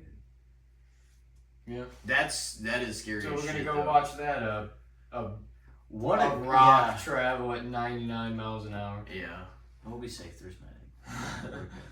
No, that is crazy though, because baseball is more of a dangerous game than people actually For think. spectators, sometimes. for sure. It Compared is. to like the other 3 major sports, Yeah. football, basketball, hockey, baseball fans they're definitely at the most risk. Yeah, those balls ain't going nearly fucking. Every once in a while, you'll see a puck go over the top of the glass, but it's not that often. Which would smoke somebody too if it Well, hit for in sure. the fucking face. Pucks are, dude, that would There's do zip damage. too. It would put a hole in your face, dude. Yeah. That would be fucked. Definitely bust teeth out. Whew. I don't know what I'd rather take. A puck from someone's stick. They could do or some damage ball off a because it's bat. coming off the bat harder than it's getting pitched. Yeah. Yeah. Both of them would be terrible. Yeah, dude. Damn. Well, hopefully wherever Juan Encarnacion Not is much out there, hopefully he's doing all right. Hopefully we don't end up with broken eye sockets. We're going to go I see. love you. Oh man. We're just going to be trying to drink beers and eat hot dogs and Eat nachos. Oh yeah. 6 for 6 challenge. 6 by 6. Who was talking about getting? You were talking about getting a pretzel maybe or something. It all just. I think I'm gonna get the hot dog or the nachos. We'll see. Elijah wants the pretzel, the nachos, the Dippin' Dots. He wants Oh, all with of the it. brat and the hot dog. Yeah, it all And the sounds beer. They do a special now too. I forgot exactly what it is, but it's like $5 and you get like a lot of shit. It's like $5? $5 and it's like I think it's like out by the bleachers. We'll have to maybe look it up. I know a Big Mac land has. Yeah, they have like that And that might 29. be it. But like Yeah. they're doing these new deals with their concessions this year because they got new management and owners and everything. Not owners, but management. They're just doing deal and concessions. And I think it's like $5. It gets you like water, like a small popcorn or something like that, and a Oh, hot that's dog. horseshit. I don't know. Well, hopefully the game is still. Maury told me Never that happy. the fucking Ballpark Village, there's an all-inclusive thing to watch the games just at Ballpark Village. You get a fuckload of food and stuff. Are you And talking I'm about like well, the seats on top of Ballpark Village? No, Or no, sitting in inside Ballpark watching it? Village. Okay, watching it on the TV. Jumbotron. Let's hope the weather cooperates too. Yeah. There, I'll knock on wood. There you go. But not for our potential pass. I see. But anyway, no, it's been a lot of fun. Yeah, no, thanks, man. It's been always a great time, and I appreciate it. Yeah, of course. It's been a long time coming. I'm sure we've got more in the tank here. We've got, some wrestling pods coming down the tank as time goes on too. Yeah. And we'll see what the hell happens. We'll see you in 3 years. Oh man. Well, ladies and gentlemen, thank you very much for joining us for episode 235. We will see you next time. Have a great week. Take care of yourselves.